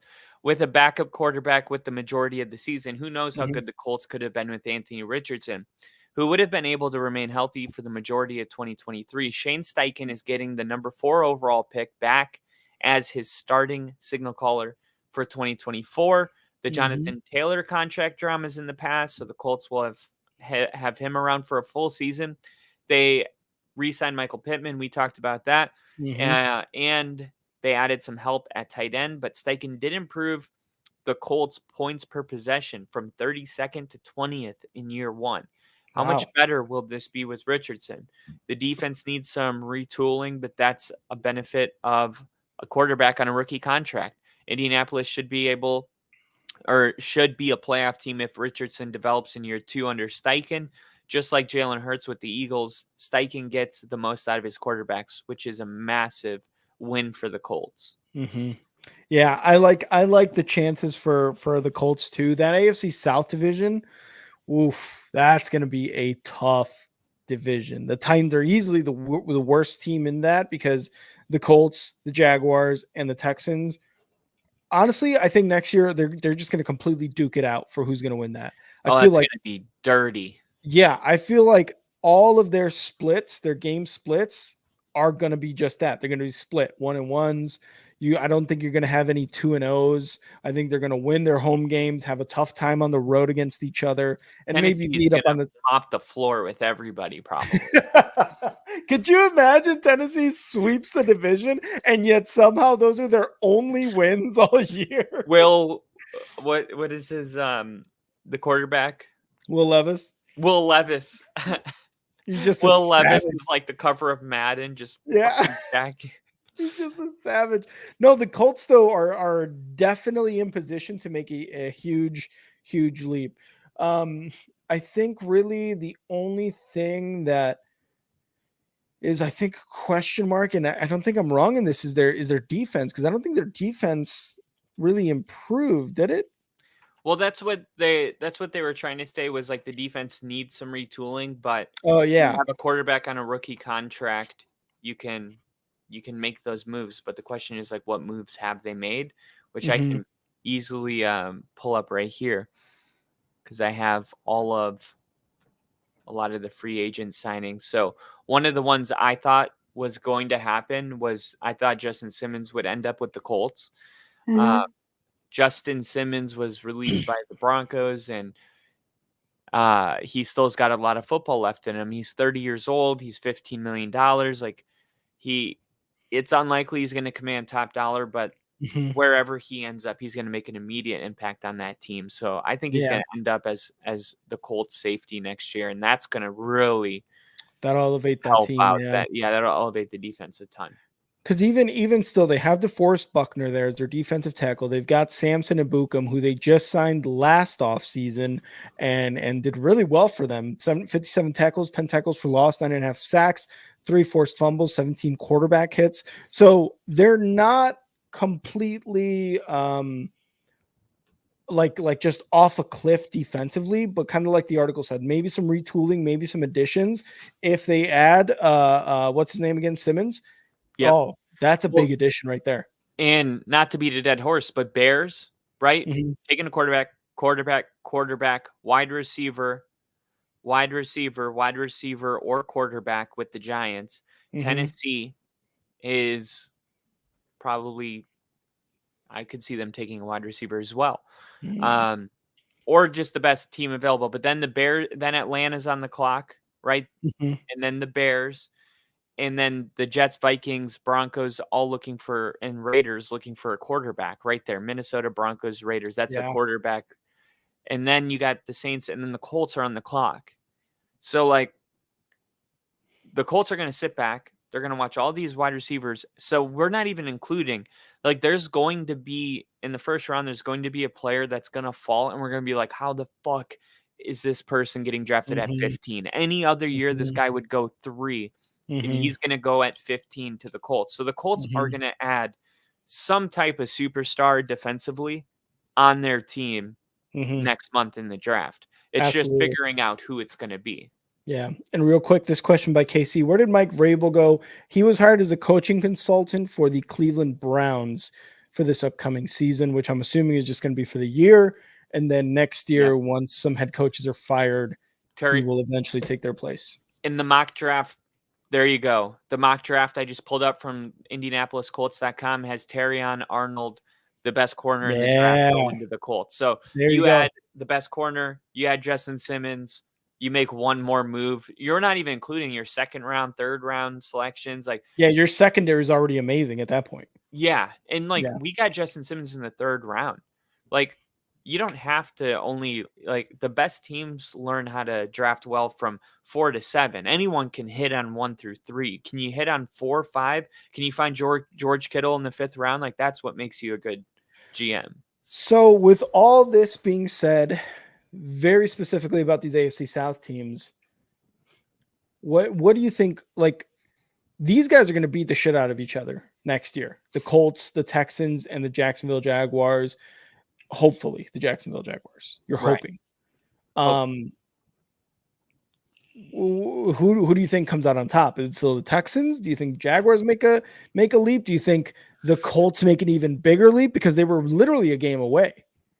I think I got to go with the Texans. Mm-hmm. I've just seen too much from them last year.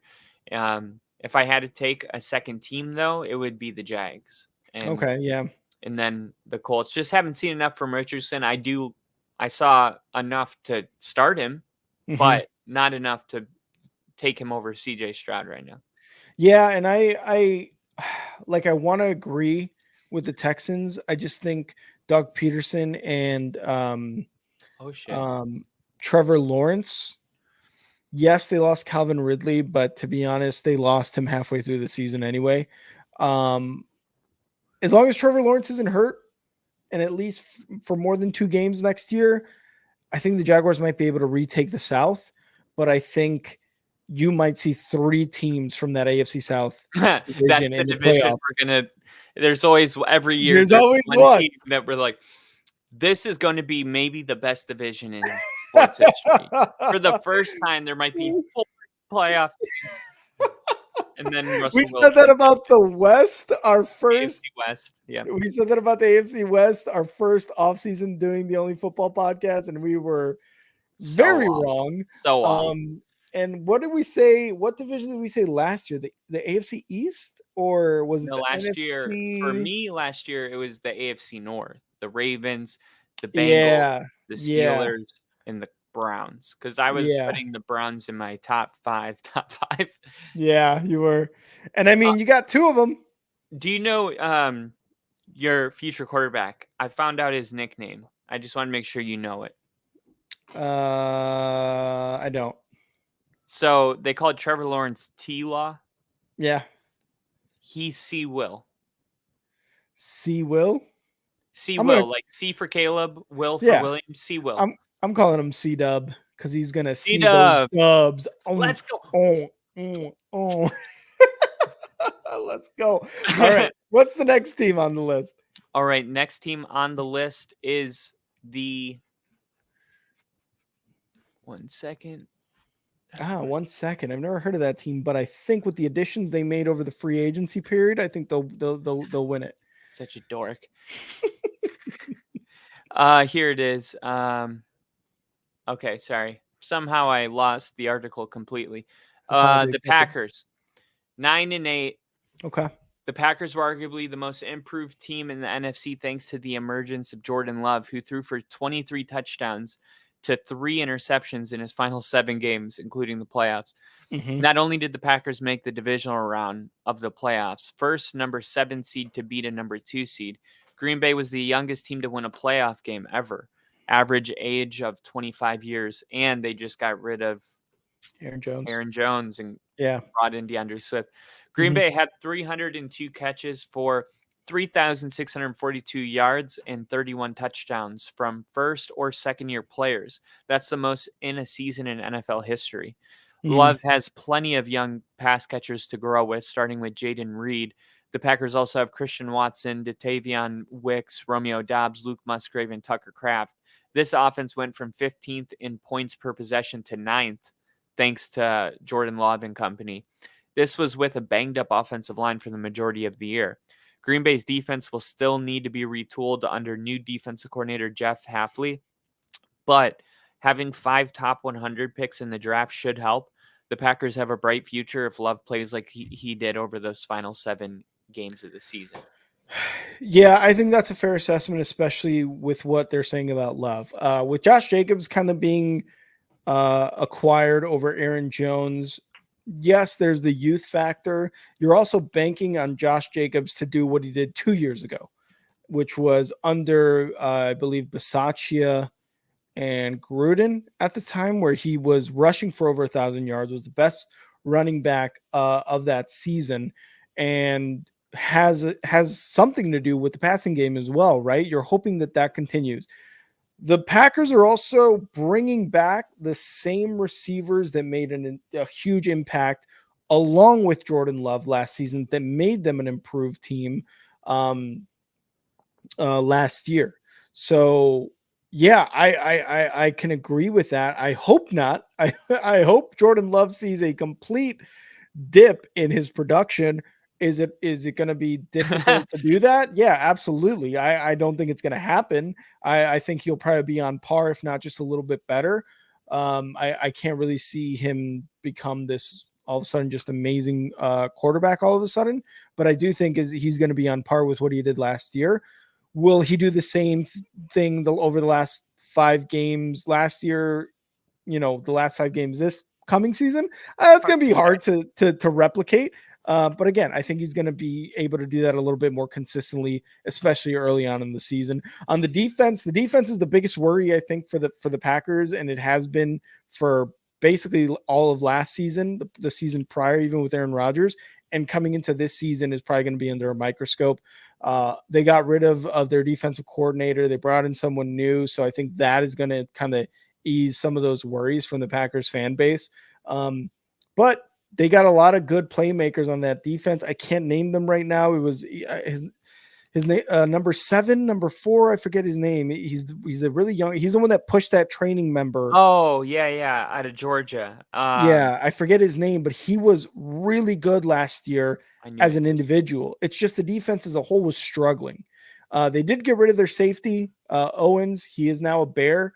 So they did have a bit of a subtraction. They're just kind of hoping that their young guys step up. But I think the defense is the biggest worry for the Packers, and they hope that they can be as good all season next year as they were the last 5-6 games of last season. So Quay Walker is one of them. There but you go. The corner as well. Oh, Savage? The dude with blue eyes. Yep, I know exactly who you're talking about, but I cannot remember his name for some reason. Packers cornerback. Jair Alexander. Yeah, there you go.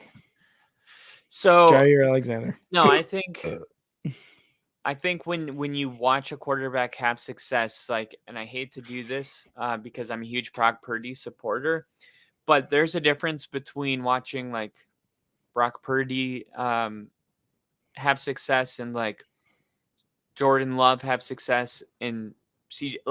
All success has a story of its own, is all I'm saying. Mm-hmm. And some success, when you watch, you're very confident that that's not going away. If anything, you're only going to get better. There wasn't a couple lucky throws or anything. It was very clear that Jordan Love, even in those playoff games, was hanging in the pocket. I mean, he destroyed the Cowboys. He lit them up.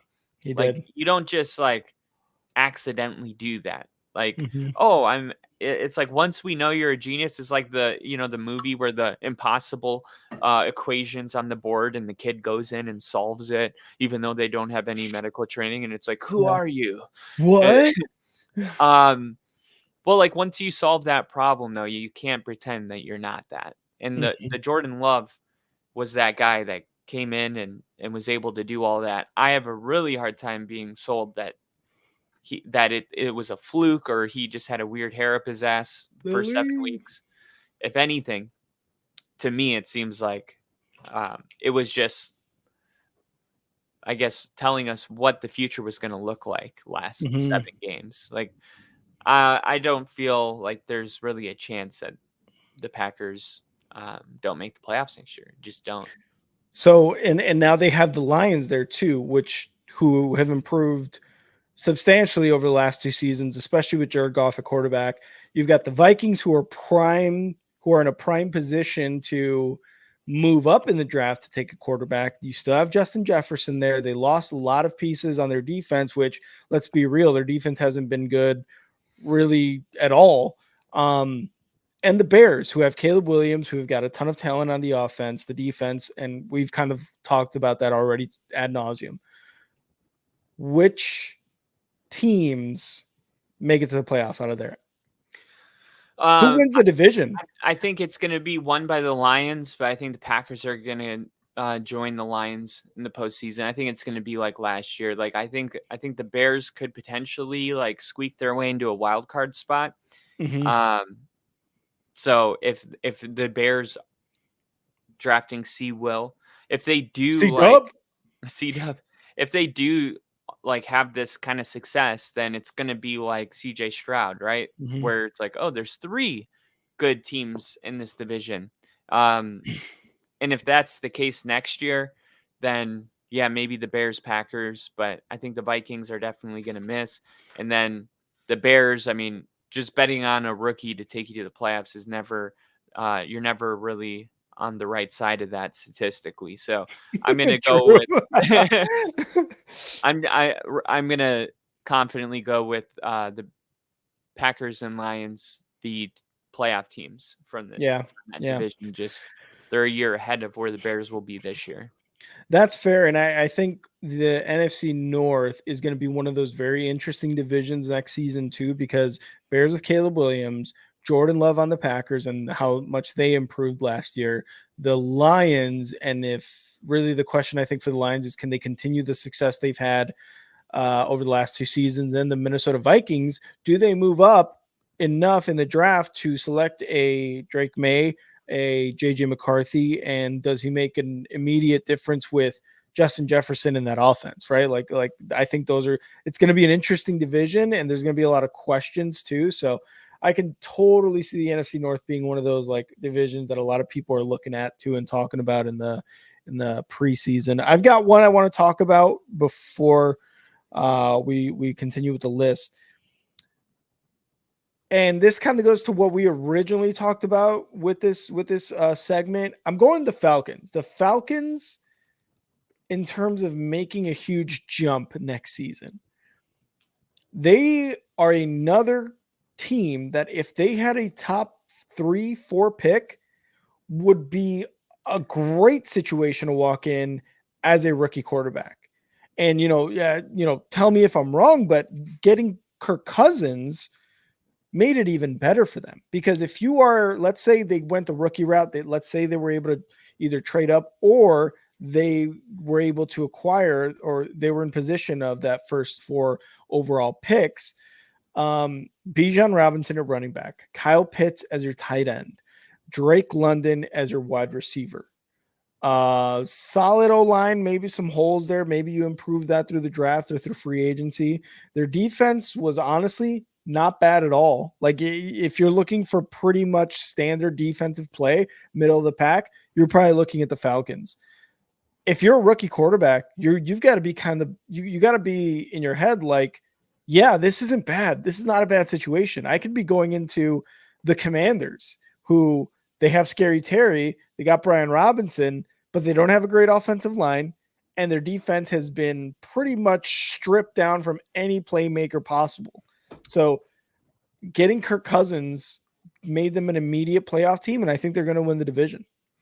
Yeah, I agree. I think it's fair to expect kind of the success that the Vikings had, like that similar type of success, which is around 10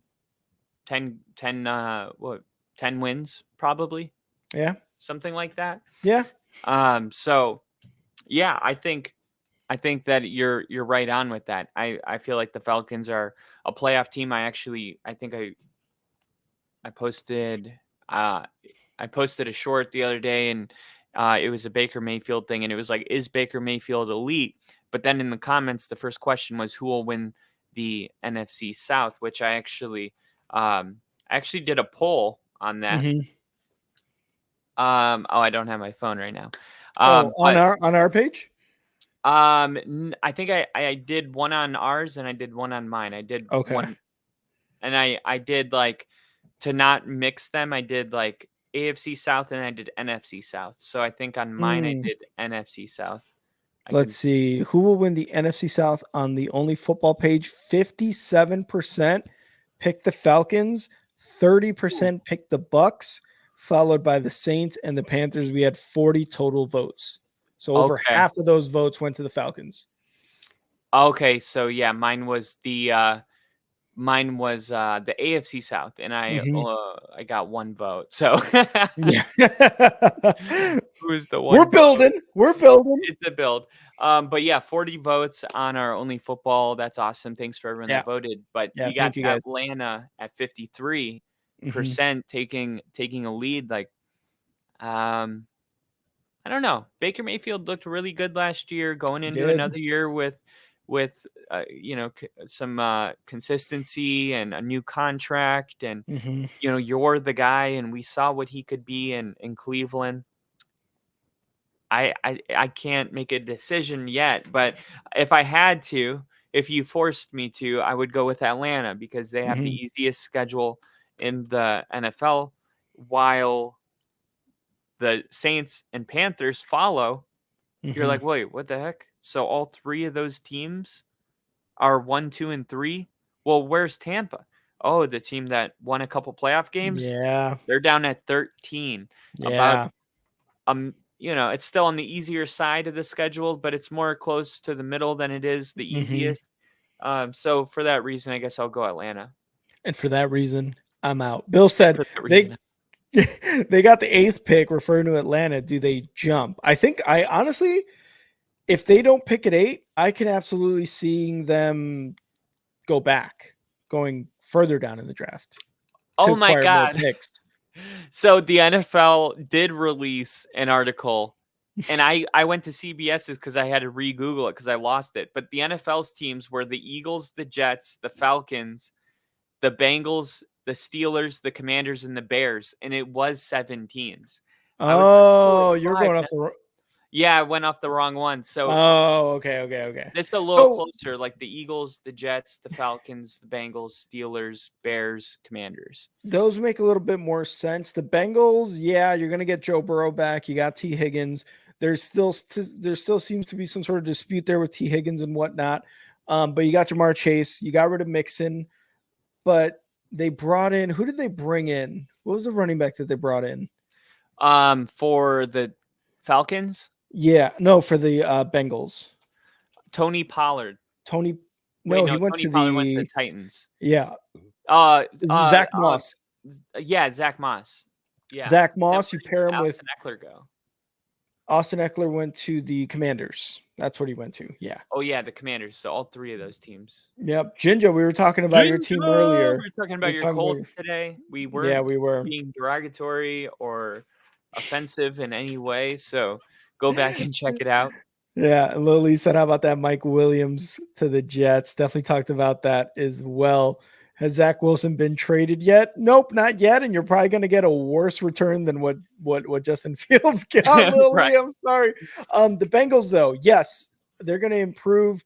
Again, you have the Steelers there. You have the Ravens there. The Ravens, they signed Matabuke, but they did get they did lose Patrick Queen, who went to the Steelers. Patrick Queen is a 4-year veteran who's only 24 years old. 3 out of his 4 seasons, he's had over 100 tackles. He's got 5 interceptions. He's got like 8 or 9 forced fumbles. This guy is young, and he is a wrecking ball of a linebacker. So for him to go to the Steelers, you just amp up that defense there for the Steelers. The Bengals are also going to have a hard time. I don't know if their defense is really up there in terms of the Ravens and the Steelers, in terms of how good and talented they are. They're pretty elite. Are they pretty elite? Yeah, because I remember they only had 1 or 2 weaknesses last year, and then they drafted those positions. I specifically remember going into last season, the Bengals could go undefeated. Obviously, it didn't happen, but the roster's definitely there. I mean, look at Zach Moss. Like you said, Zach Moss is going to be the running back. You got Mike Gesicki. That's an upgrade at tight end. Trent Brown will step in and right tackle for Jonah Williams. And then T. Higgins. Who knows what's going to happen with that? I saw that he asked for a trade. Exactly. The franchise tag, so we'll monitor that. But when Burrow is healthy, the Bengals are definitely one of the consistent threats to the Chiefs. And nobody really has been a threat to the Chiefs like the Bengals. And as much as they try to act like it's not Burrowhead or all that, that fun kind of back and forth they got going on. Like, it is. It's been 2 years Has though. a winning record over Mahomes. But when it matters, Well, when it if he matters, doesn't have a winning record over Mahomes, I'll stop saying it. but when it matters, who's got the rings though? Patrick Mahomes. Hell yeah, he does. Now look, let's look at the Bengals defense because about who's keeping him from getting those rings. Literally, and no there's one. Nobody keeping him from getting those rings more than Joey Burr. And we'll see how he does next year. But their defense too did take a step back. Yards per game, they went from 16th to 31st, from 22 to 23. Rushing yards per game, they went 7th to 26th. Passing yards per game, 23rd to 28th. Okay, sure. Points per game, 6th to 21st with only a 2-point difference. It's crazy how the league works in terms of numbers, where you can jump almost, what is that? That's 14, 15 spots with just a 2 points per game difference. That is the difference. It's that insane. Is the difference in the league. Yeah. So because it's a big difference from like scoring 24 points per game and scoring like 16, even 16 to 17 is a monster difference. It is. I've been on both sides of those. I had a whole season where we could only score 16. And if we could have scored 17 in regulation, we would have been 11-3 by week 14. And instead we were 1-10 or whatever the fuck it was. So it's every point. Yeah. Every point and kicking extra. Yeah. Are you feeling good about your kicker going into let us know in the comments how you feel about your kicker going into 2024. I don't feel great about mine. I like Cairo Santos. You guys brought back Will Levis. No, not Will Levis. Or Will Lutz. That's why Lutz. That's why I couldn't say Will Levis earlier, because I was only thinking of Will Lutz, and I knew that was. But yeah, we signed him and whatever. It is what it is. But Bill, the kicker is a big deal. Bill said, "What is this scoring points thing you speak of? I'm a Giants fan, so I'm unfamiliar with the term." Taking the 8 Mile approach. I am white. I am a fucking bum. I do live in a trailer with my mom. Just giving out all your insecurities, putting them out there. So with the AFC North, the Bengals are poised to have a big jump defensively. Let's see if they can even just improve slightly, because even that would be a vast improvement for the Bengals defense. You've still got the Browns in there, who have an elite defense. You've said it all last year how elite their defense was, and you had them in your top 5 within the first few weeks of last season. And they proved that, they were in a very elite defense. They went to the playoffs. Yes, they lost to the Texans in Houston, which was a tough loss for them. But you have 4 very good teams in that AFC North division, 3 of which are poised to have big defensive years, with the Bengals kind of being the team kind of out of that defensive conversation. But if you're going to pick a team right now, Kyle, and we're not making our division predictions yet, even though I already called the NFC South for the Falcons. But if you were to pick a team right now based on free agency, before the draft, what they've done, who are you going with the AFC North? The Cincinnati Bengals all day. No way. All day. It's not even close. Wow. I think the division is going to be really difficult, but when Joe Burrow is healthy, like he's the best quarterback in the division. So you're when right. The best quarterback in the division's healthy, I'm going to go with that team. Now, also keep in mind, Russell Wilson's doing this thing with his PR where they watch him work out. And it's really funny because all the Steeler fans keep going in the comments and they're like, he just seems happier as a Steeler. And I'm like, you're an idiot. Just because you don't watch him before something and see that he's happy doesn't make him happier. It's like, I don't understand that. It's like if you say somebody looks more beautiful without makeup, they're like, did you just call her ugly? And I said, I said more beautiful. The thing that's less beautiful is not ugly. That's your insecurity. Yeah. Like, those are the same fans that last year were making fun of Russ Wilson and how cringy he used to be in Seattle. Let's be real. God. Let's be real. This is the same guys. They're the same guys. And like, I wasn't doing it then. I'm not going to do it now. Like, I laugh about it, but it's not like I actually want to, see him not succeed or anything, but it's just funny because like he's doing all the same things he did when he signed to Denver, a new catchphrase, PR team, like cameras watching him work out in the same places he goes every offseason, like all the best throws. And because the talent is there, obviously the talent is there. And people are just like, it just feels different. He looks different. Like he is exactly the same and he will be the same for the rest of his life. He is a robot. He may actually be a Tesla bot. I'm not sure.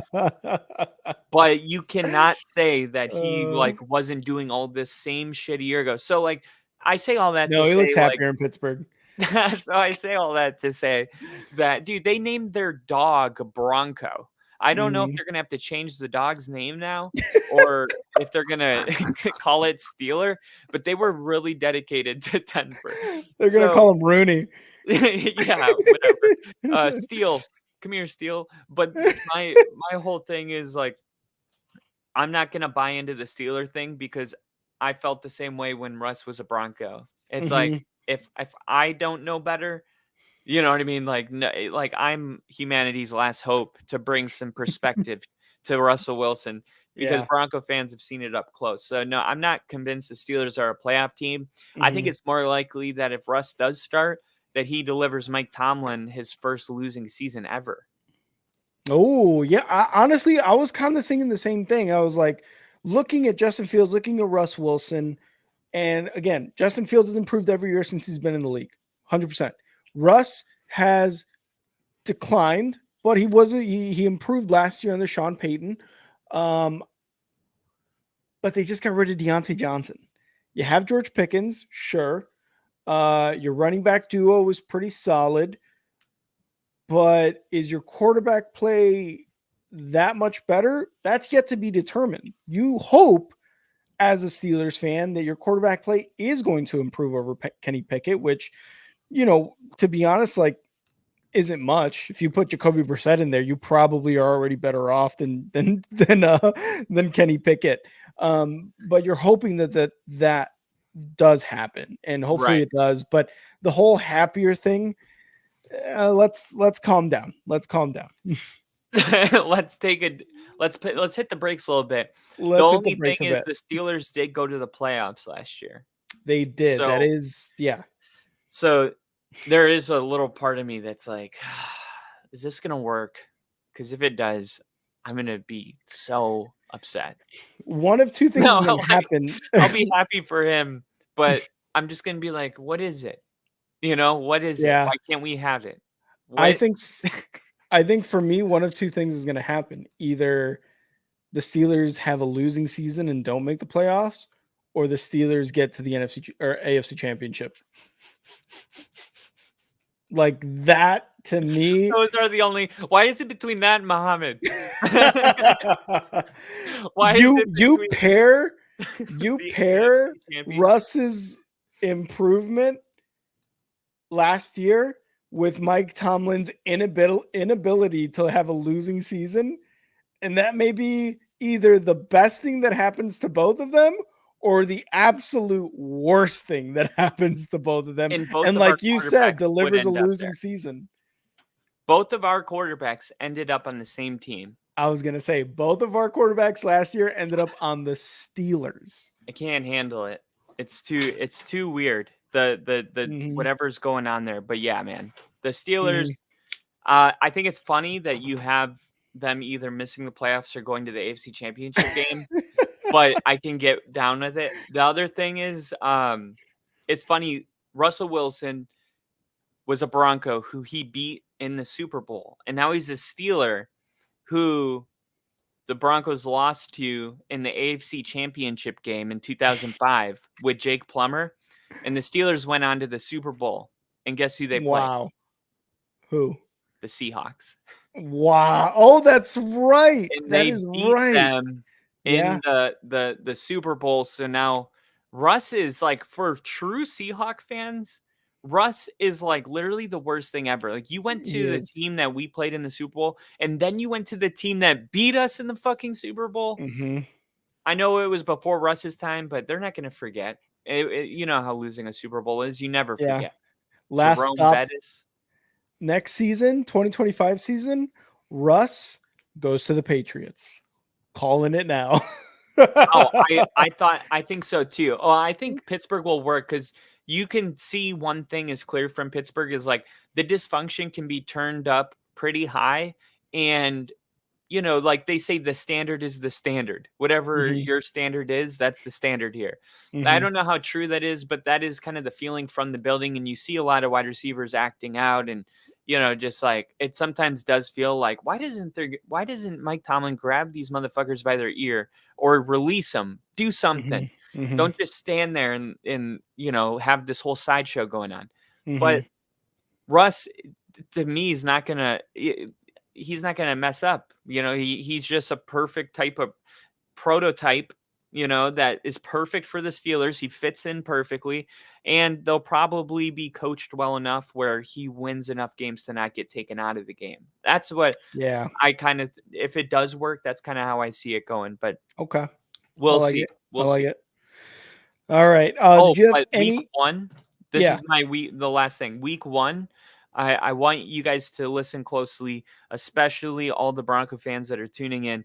Week one, Russell Wilson will be coming to Denver as a Pittsburgh Steeler and playing us in Mile High. That's going to happen week one. And then week two, we're going to fly to New York and we're going to play the Jets. So just start mentally preparing because week one, we're going to be beat by Russell Wilson. And then week two, we're going to go and get beat by Nathaniel Hackett. What we thought last year when Nathaniel Hackett beat us in Denver, that was rock bottom.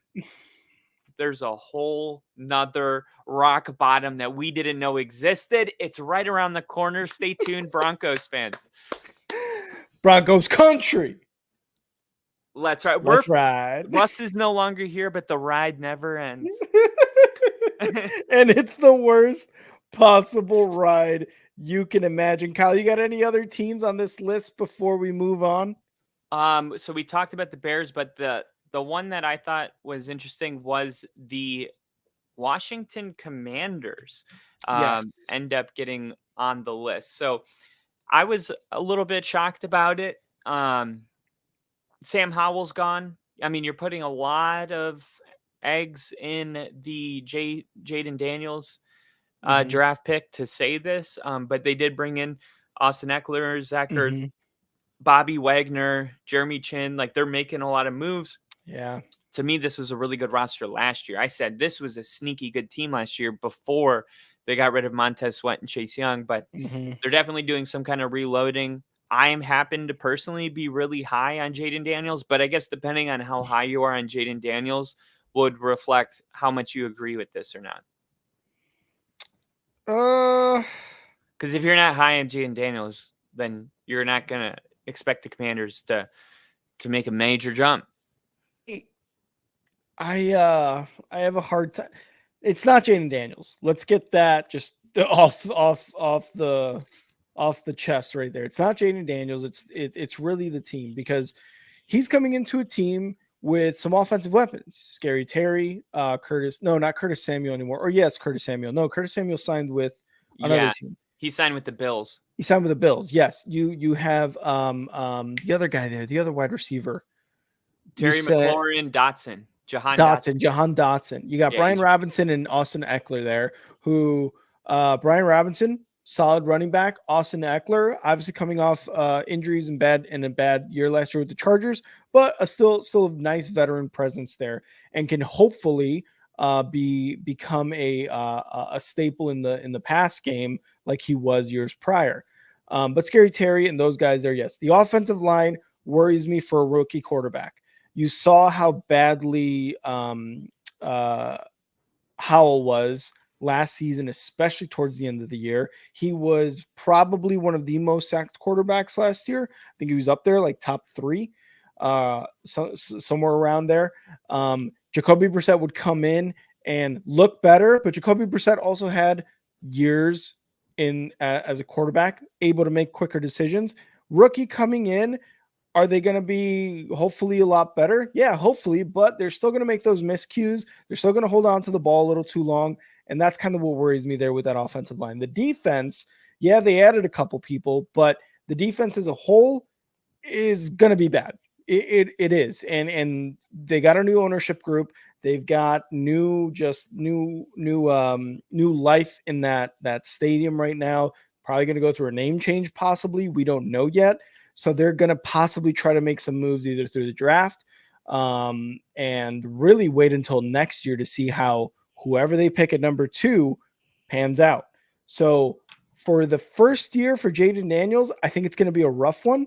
But if they can stick to Jaden Daniels and stick to Dan Quinn as their head coach and stick to some consistency there, I think, by year 3, by the time they go to pick up the 4th-year option for Jaden Daniels, they're going to pick it up no problem.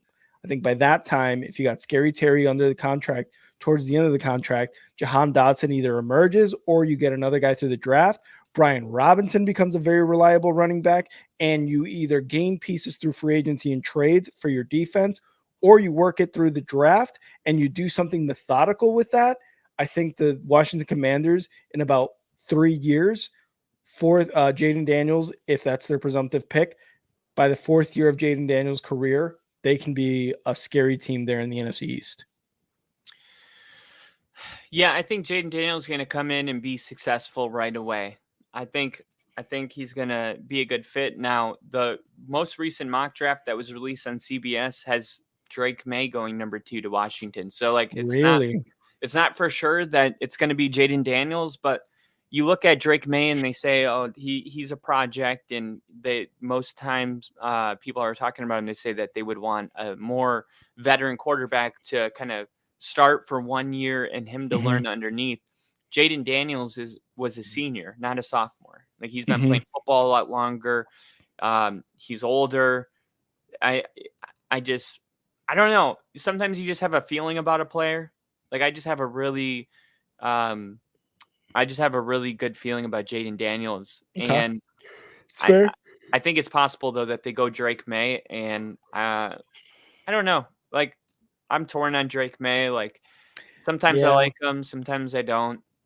I don't know. I was gonna say, because if you're Washington, do you want to go another dual threat quarterback like RG3 and risk him running himself into the ground again? But on the other side, you may have a Lamar Jackson, Michael Vick type of guy who makes it work. Or do you want a Drake May who seems to be Allen. Could be a Josh Allen too, or could be, a better Kirk Cousins. I don't know if he runs really, but some guy who's in the pocket and really plays that quarterback position like a Tom Brady or like a Peyton Manning, or, at worst, like, I guess, a Kirk Cousins. And that's not even that bad. You know what I mean? Who can stand in the pocket and, zip the ball to Scary Terry, to Austin Eckler, to your tight ends, to Dotson, to these guys. You know what I mean? So I don't know. Washington, I don't know which way they're going to go, because I've seen Drake May and I've seen Jaden Daniels, but more recently I have seen Jaden Daniels. Actually, Drake May ran a faster 40 than Josh Allen at the combine. Yeah, I didn't realize that. So the fastest 40s ever at the combine were Michael Vick, Reggie McNeil, RG3, Anthony Richardson, and Justin Fields right behind. Oh, wow. But yeah, Josh Allen ran a 4.75 and Drake May ran a 4.6, a 4.60. So about a second and a half faster, which is great, because I was just looking at his size and I'm like 6'4". Like, this is a big guy. Like, I'm wondering if maybe he could be Josh Allen like, but he's not. How much does he weigh? 230 pounds. Oh, that's Josh a big guy. Probably like 245, right? Yeah, he's got to be somewhere around there. And you're talking about Drake May, right? 237 is Josh Allen, yeah. And Drake May is 230. Wow. They're similar builds, man. What's his height? What's Josh Allen's height? Is he 6'4" too? I don't know. 6'5". Wow. 6'5", 237, 6'4", 230, and a little bit faster. So maybe Drake May is the next Josh Allen coming into the league. Gunslinger, gonna be not looked at very favorably, maybe his first year, but It's hey, just hard maybe. to picture like a UNC quarterback working after Mitch. It's a real thing. Like, Oh yeah. it's Oh like yeah. same thing with Ohio State. You know, It is. it's like these stigmas. Mm-hmm. They're there, but it's like hard to get past them and be like, you know what, that's an old thing. Like same thing with USC, like Sam Darnold, Matt Leinart, like these are the top USC quarterbacks to be drafted in the last 20 years. Mm-hmm. And one of them's on the Vikings, probably not starting, and the other one definitely not a Hall of Famer. So it's just hopefully Caleb Williams and hopefully Drake May, and but Yeah. you can't live your life in fear. No, you can't. That's why you got to go. You got to go big or go home. And if you go home, well, at least you went big. So, we can do that. We can ride it. We can ride that train, and I'm good with it. Ride a train. Oh yeah, ride that train, baby boy. Okay. All right, Kyle. It's time for the little chives with Kyle. Go ahead. All right. We talked about Will Anderson. We talked about Will Anderson fired up to play alongside Daniel Hunter today, or at least we said that we were noticing it, right? Mm-hmm. The accusation. So this is what Will Anderson had to say about it. I'm very excited. Anderson told Aaron Wilson of Houston Radio, I was jumping up and down, man, because I was so excited. It was really exciting. He's a great guy. He loves football, man. I can't wait to go out there and wreak havoc with him. Anderson and Hunter shared the same agency, the LA-based Clutch Sports Group, and they first met at the Pro Bowl, which led to a dinner between the two eventual teammates, and Hunter signed with the Texans. The pair spent more time together. So, after Hunter signed with the Texans, they spent more time together. In 15 games, 13 starts, Anderson, the number 3 overall pick in the draft, totaled 45 tackles, 10 for loss, 7 sacks, and 22 QB hits. That earned him Defensive Rookie of the Year. Anderson was second on the team in sacks, forming a pretty good pair with Jonathan Greenard last season. Greenard actually signed with the Vikings after Hunter left. Mm-hmm. But Anderson believes his new pairing with Hunter, who had 16.5 sacks and led the NFL in tackles for a loss last season, will be even more impactful. Now teams, they got to choose who they're going to double team, Anderson said. The Texans have had a busy offseason. Of course, you got Joe Mixon and other accusations, but I just like that because, of course, you think this every time you bring in a second pass rusher, you're trying to do it Montez Sweat. We brought in DeMarcus Ware to work with Von Miller. Like, you always want to put teams in a situation where they can't double, like the 49ers did in the Super Bowl with Nick Bosa and Chase Young.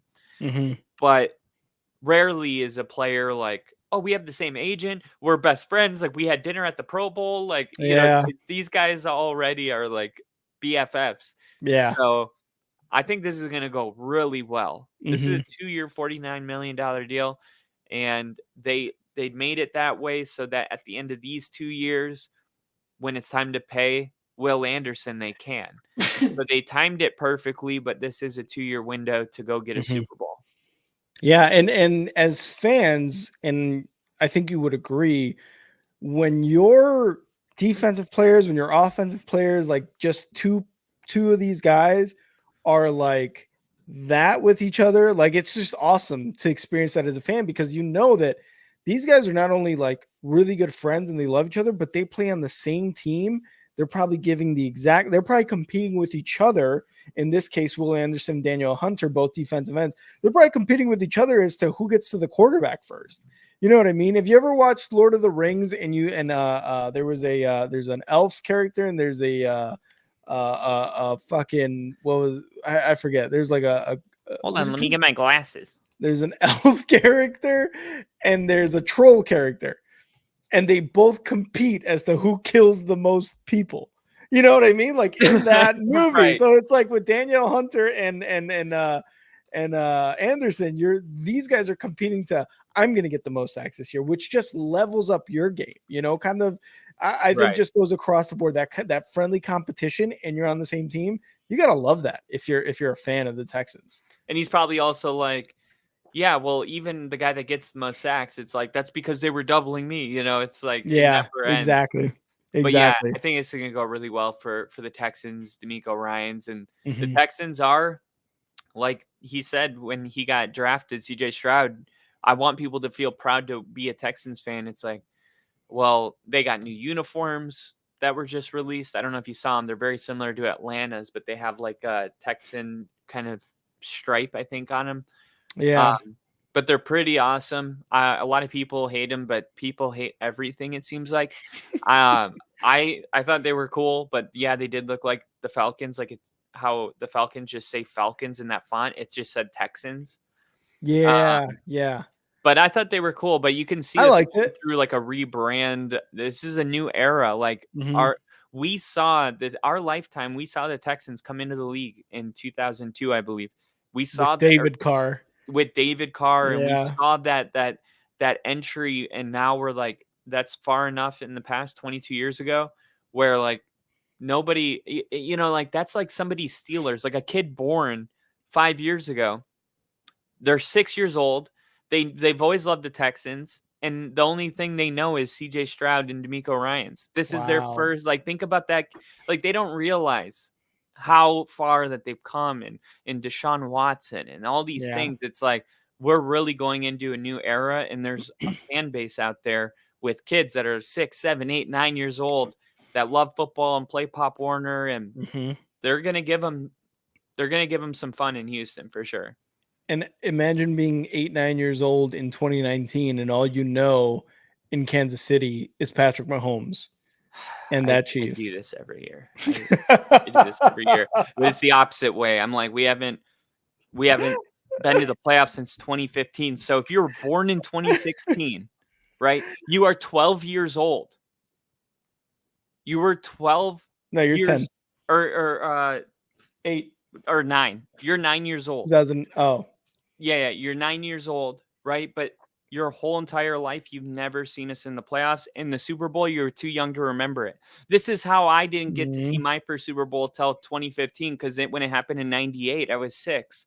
I Yeah. didn't remember anything. Or I was 4 when it happened in 98. Yeah. And so, yeah, man, it's crazy. It's like, it's all about timing. I saw this movie yesterday about the Beatles. It's called Yesterday. Mhm. And Oh, yeah. have you seen it?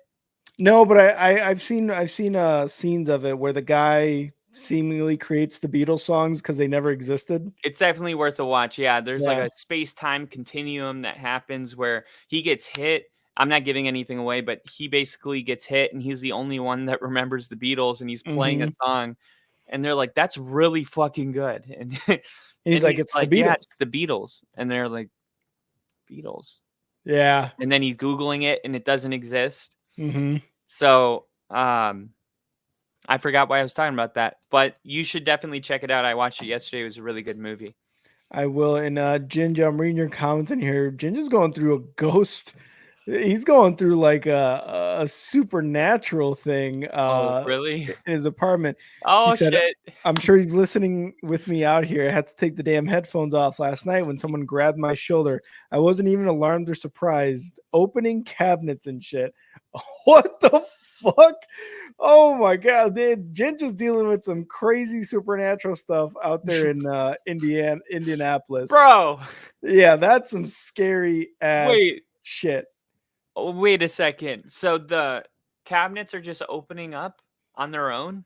Yeah, he was saying that uh someone had been shot and killed in his apartment last year, didn't mention it, and now he's going through that. He said that his daughter saw someone in the hall, like a man figure, I believe, he's feeling that stuff. Cabinets are opening like that. Ginger, if that were me, I wouldn't even be at that apartment anymore. I would I not never be there. understand that in the movies where they stay. And like, Ginger's making a movie, that's why. Jinja's like, well, Jinja, you need to start recording it because the cameraman never dies. That's true. The Ginger. cameraman never dies. Yeah, put a camera on everybody. Put those little GoPros. Start talking to it. I'm kidding. No. Ask him who's gonna win the Super Bowl. From what I understand, you're not even supposed to acknowledge it. Like, if anything weird happens in my house, like, I always just assume that there's plenty of gravity, right? Gravity's a thing. Mm. Like, you got fans, you got wind, you got I choose to neighbors. ignore it. I just am like, oh, whatever. Yeah. Because if I ponder on it, then it becomes like scary, and then it's like you can psych yourself out. Like, if you ever just take off Yeah. running in the pitch black, you will literally scare yourself and run Yeah. faster and faster. Because Like, you think something's chasing you, just a created fear. and you're Yeah. like, "Fuck," you're going faster and faster, and it's getting scarier. You can just hyperventilate and send yourself into a panic attack by breathing really heavy, like. Yeah. So our brains respond to our like body physiology so much. So just be super chill, smoke a J, and Take some just vitamin dub. don't talk to it, and put on Pineapple Express and watch it really loud, something not scary. Yeah. I would so that's so funny that you say that, because I would actually I do not watch scary movies by myself, because when I was still in Jacksonville, we lived in the barracks. We had our own rooms, and for the longest time, except for the last like 2 or 3 months, I was in Jacksonville before I got the last maybe month or so that I was in Jacksonville before I got married to my wife and we were able to move out of town. I was alone in that barracks room, and I made the mistake of watching a scary movie, and it was one of those Paranormal Activity movies that get me every single time. So I could not sleep. I woke up in the middle of the night 2-3 times in a sweat, thinking something was watching me. Dude, it was the worst experience ever. It's so scary. They're so is. scary. Have you seen the scariest movie I've seen recently? Totally recommend it if you like scary movies, but watch it with somebody. Is Smile. I Yes. literally like that movie makes my hair raise, even just talking about it. Like that movie, the faces, oh my God, it's literally like the science about like triggering visuals and audio. Like they're really learning how to put us in discomfort in a creepy way. And then I recently just saw the one where the girl, you like touch this thing and it like it comes, something like takes over you, but if you let go at the end of 90 seconds, like you're good. But she held on too long. The hand? Yeah, the hand. Yeah. I saw that one. I forgot the name of the movie, but my wife and I saw it and we were like, that was a good one. Dude, I was watching it alone and I was like probably an hour in. I was like, fuck this. And I was like, I'm going to not watch this one alone anymore. I have headphones on in the pitch black. Like, yeah, it's a bad idea. Jinja, I've never had night terrors, but what I have had is the where you wake up in the middle of the night and you see like a figure, but you can't move. I forget what it's called. That's called sleep paralysis. Sleep paralysis. Yeah. I've had that. I've never seen it like the figure to the extent that some people can describe it, where they're like, he had red eyes, he had horns, I saw him moving. I never had it that bad. I always just had a feeling waking up in the middle of the night, not being able to move, but a feeling that I was being watched and that if I moved, I was going to get fucking killed or something. So I've never had night terrors, but I've had sleep paralysis on a very moderate level. Dude, I get sleep paralysis almost every single night. And it's crazy because it's like, it's something you wouldn't wish on your worst enemy. But I used to not like really get them. And then I got in my accident in the Navy. And then immediately after that, every time I like would fall asleep, like, you know, when you're like, you're slowly slipping away into the dream. Like, yeah, it's like you're still well, every single night when I hit that stage, I would jolt like my whole, like I literally like my back and my neck. Yeah. I would have to put like something on so I wouldn't give myself whiplash. That's how hard I was like snapping. Oh my God. And there was just like, even at we went to a hotel like one of the times with my family, and like they just saw me randomly like throw a pillow against the other side of the door. What the fuck? And it's because like I was like trying to get that thing off me. When I finally woke up, all that energy like came flying out. And there was times where I would ask the person next to me, I'd be like, why didn't you wake me up? because in my head, I'm like trying to, I know I've read enough of it where you're supposed to wiggle your toes. That's how you get out of it. So I try to wiggle my toes, and in my head, I'm like nudging the person next to me, and they're going to see me in discomfort and shake me and wake me up. But in reality, I'm not moving at all. Like I'm totally Wow. So like I would ask, I'd be like, why didn't you wake me up? And they're up, literally awake, watching TV next to me. And they're like, you haven't moved at all. And I'm That's like, oh insane, my dude. God, I tried so hard. I That's was insane. moving you. Like, Yeah. Oh, there was one time I will say, and maybe I've mentioned it on here, maybe I can't remember. Either way, as a kid, I used to sleepwalk a lot. And my mom told me the one time I slept walk into her room, and when she woke up, I was standing over her, like on the side of the bed, and just looking at her. Just looking at her. She woke up to that. you were sleepwalking? I was sleepwalking, and I walked into her room, and I just was staring at her, almost like if you've seen the first Paranormal Activity, how the woman stands up, goes to the other side of the bed to her husband, and just stands there and looks at him for like 3 hours as it fast forwards. She said that's what it was like. No. And I was like, how did you not punch me? She's like, because I had a feeling that you were sleepwalking. I was like, if that was me and that was my kid, I would have kicked him in the head. So yeah.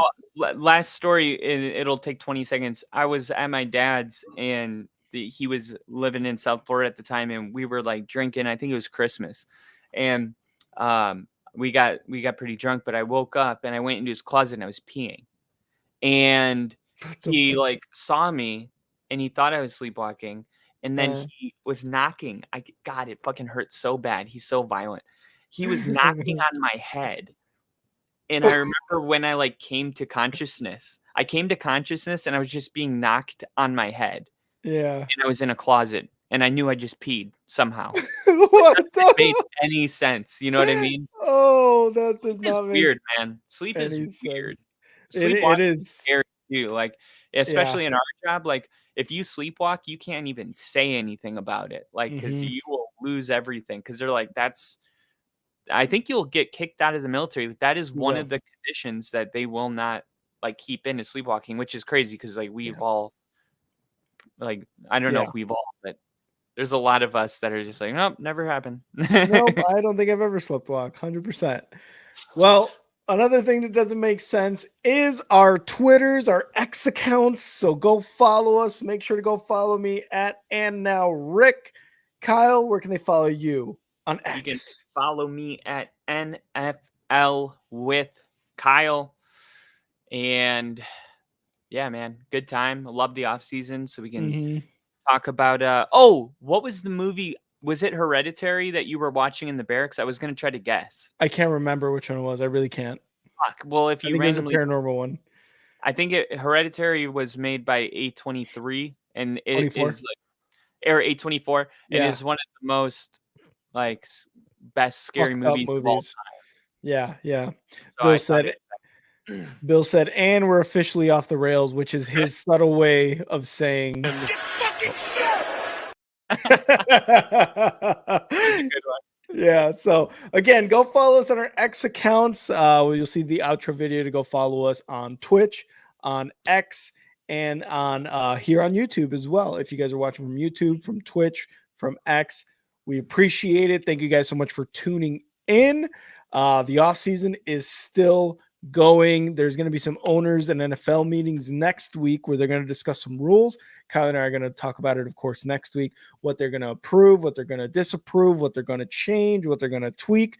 So you can catch it all right here on the Only Football Podcast. Tyrell Williams, he beats Cox.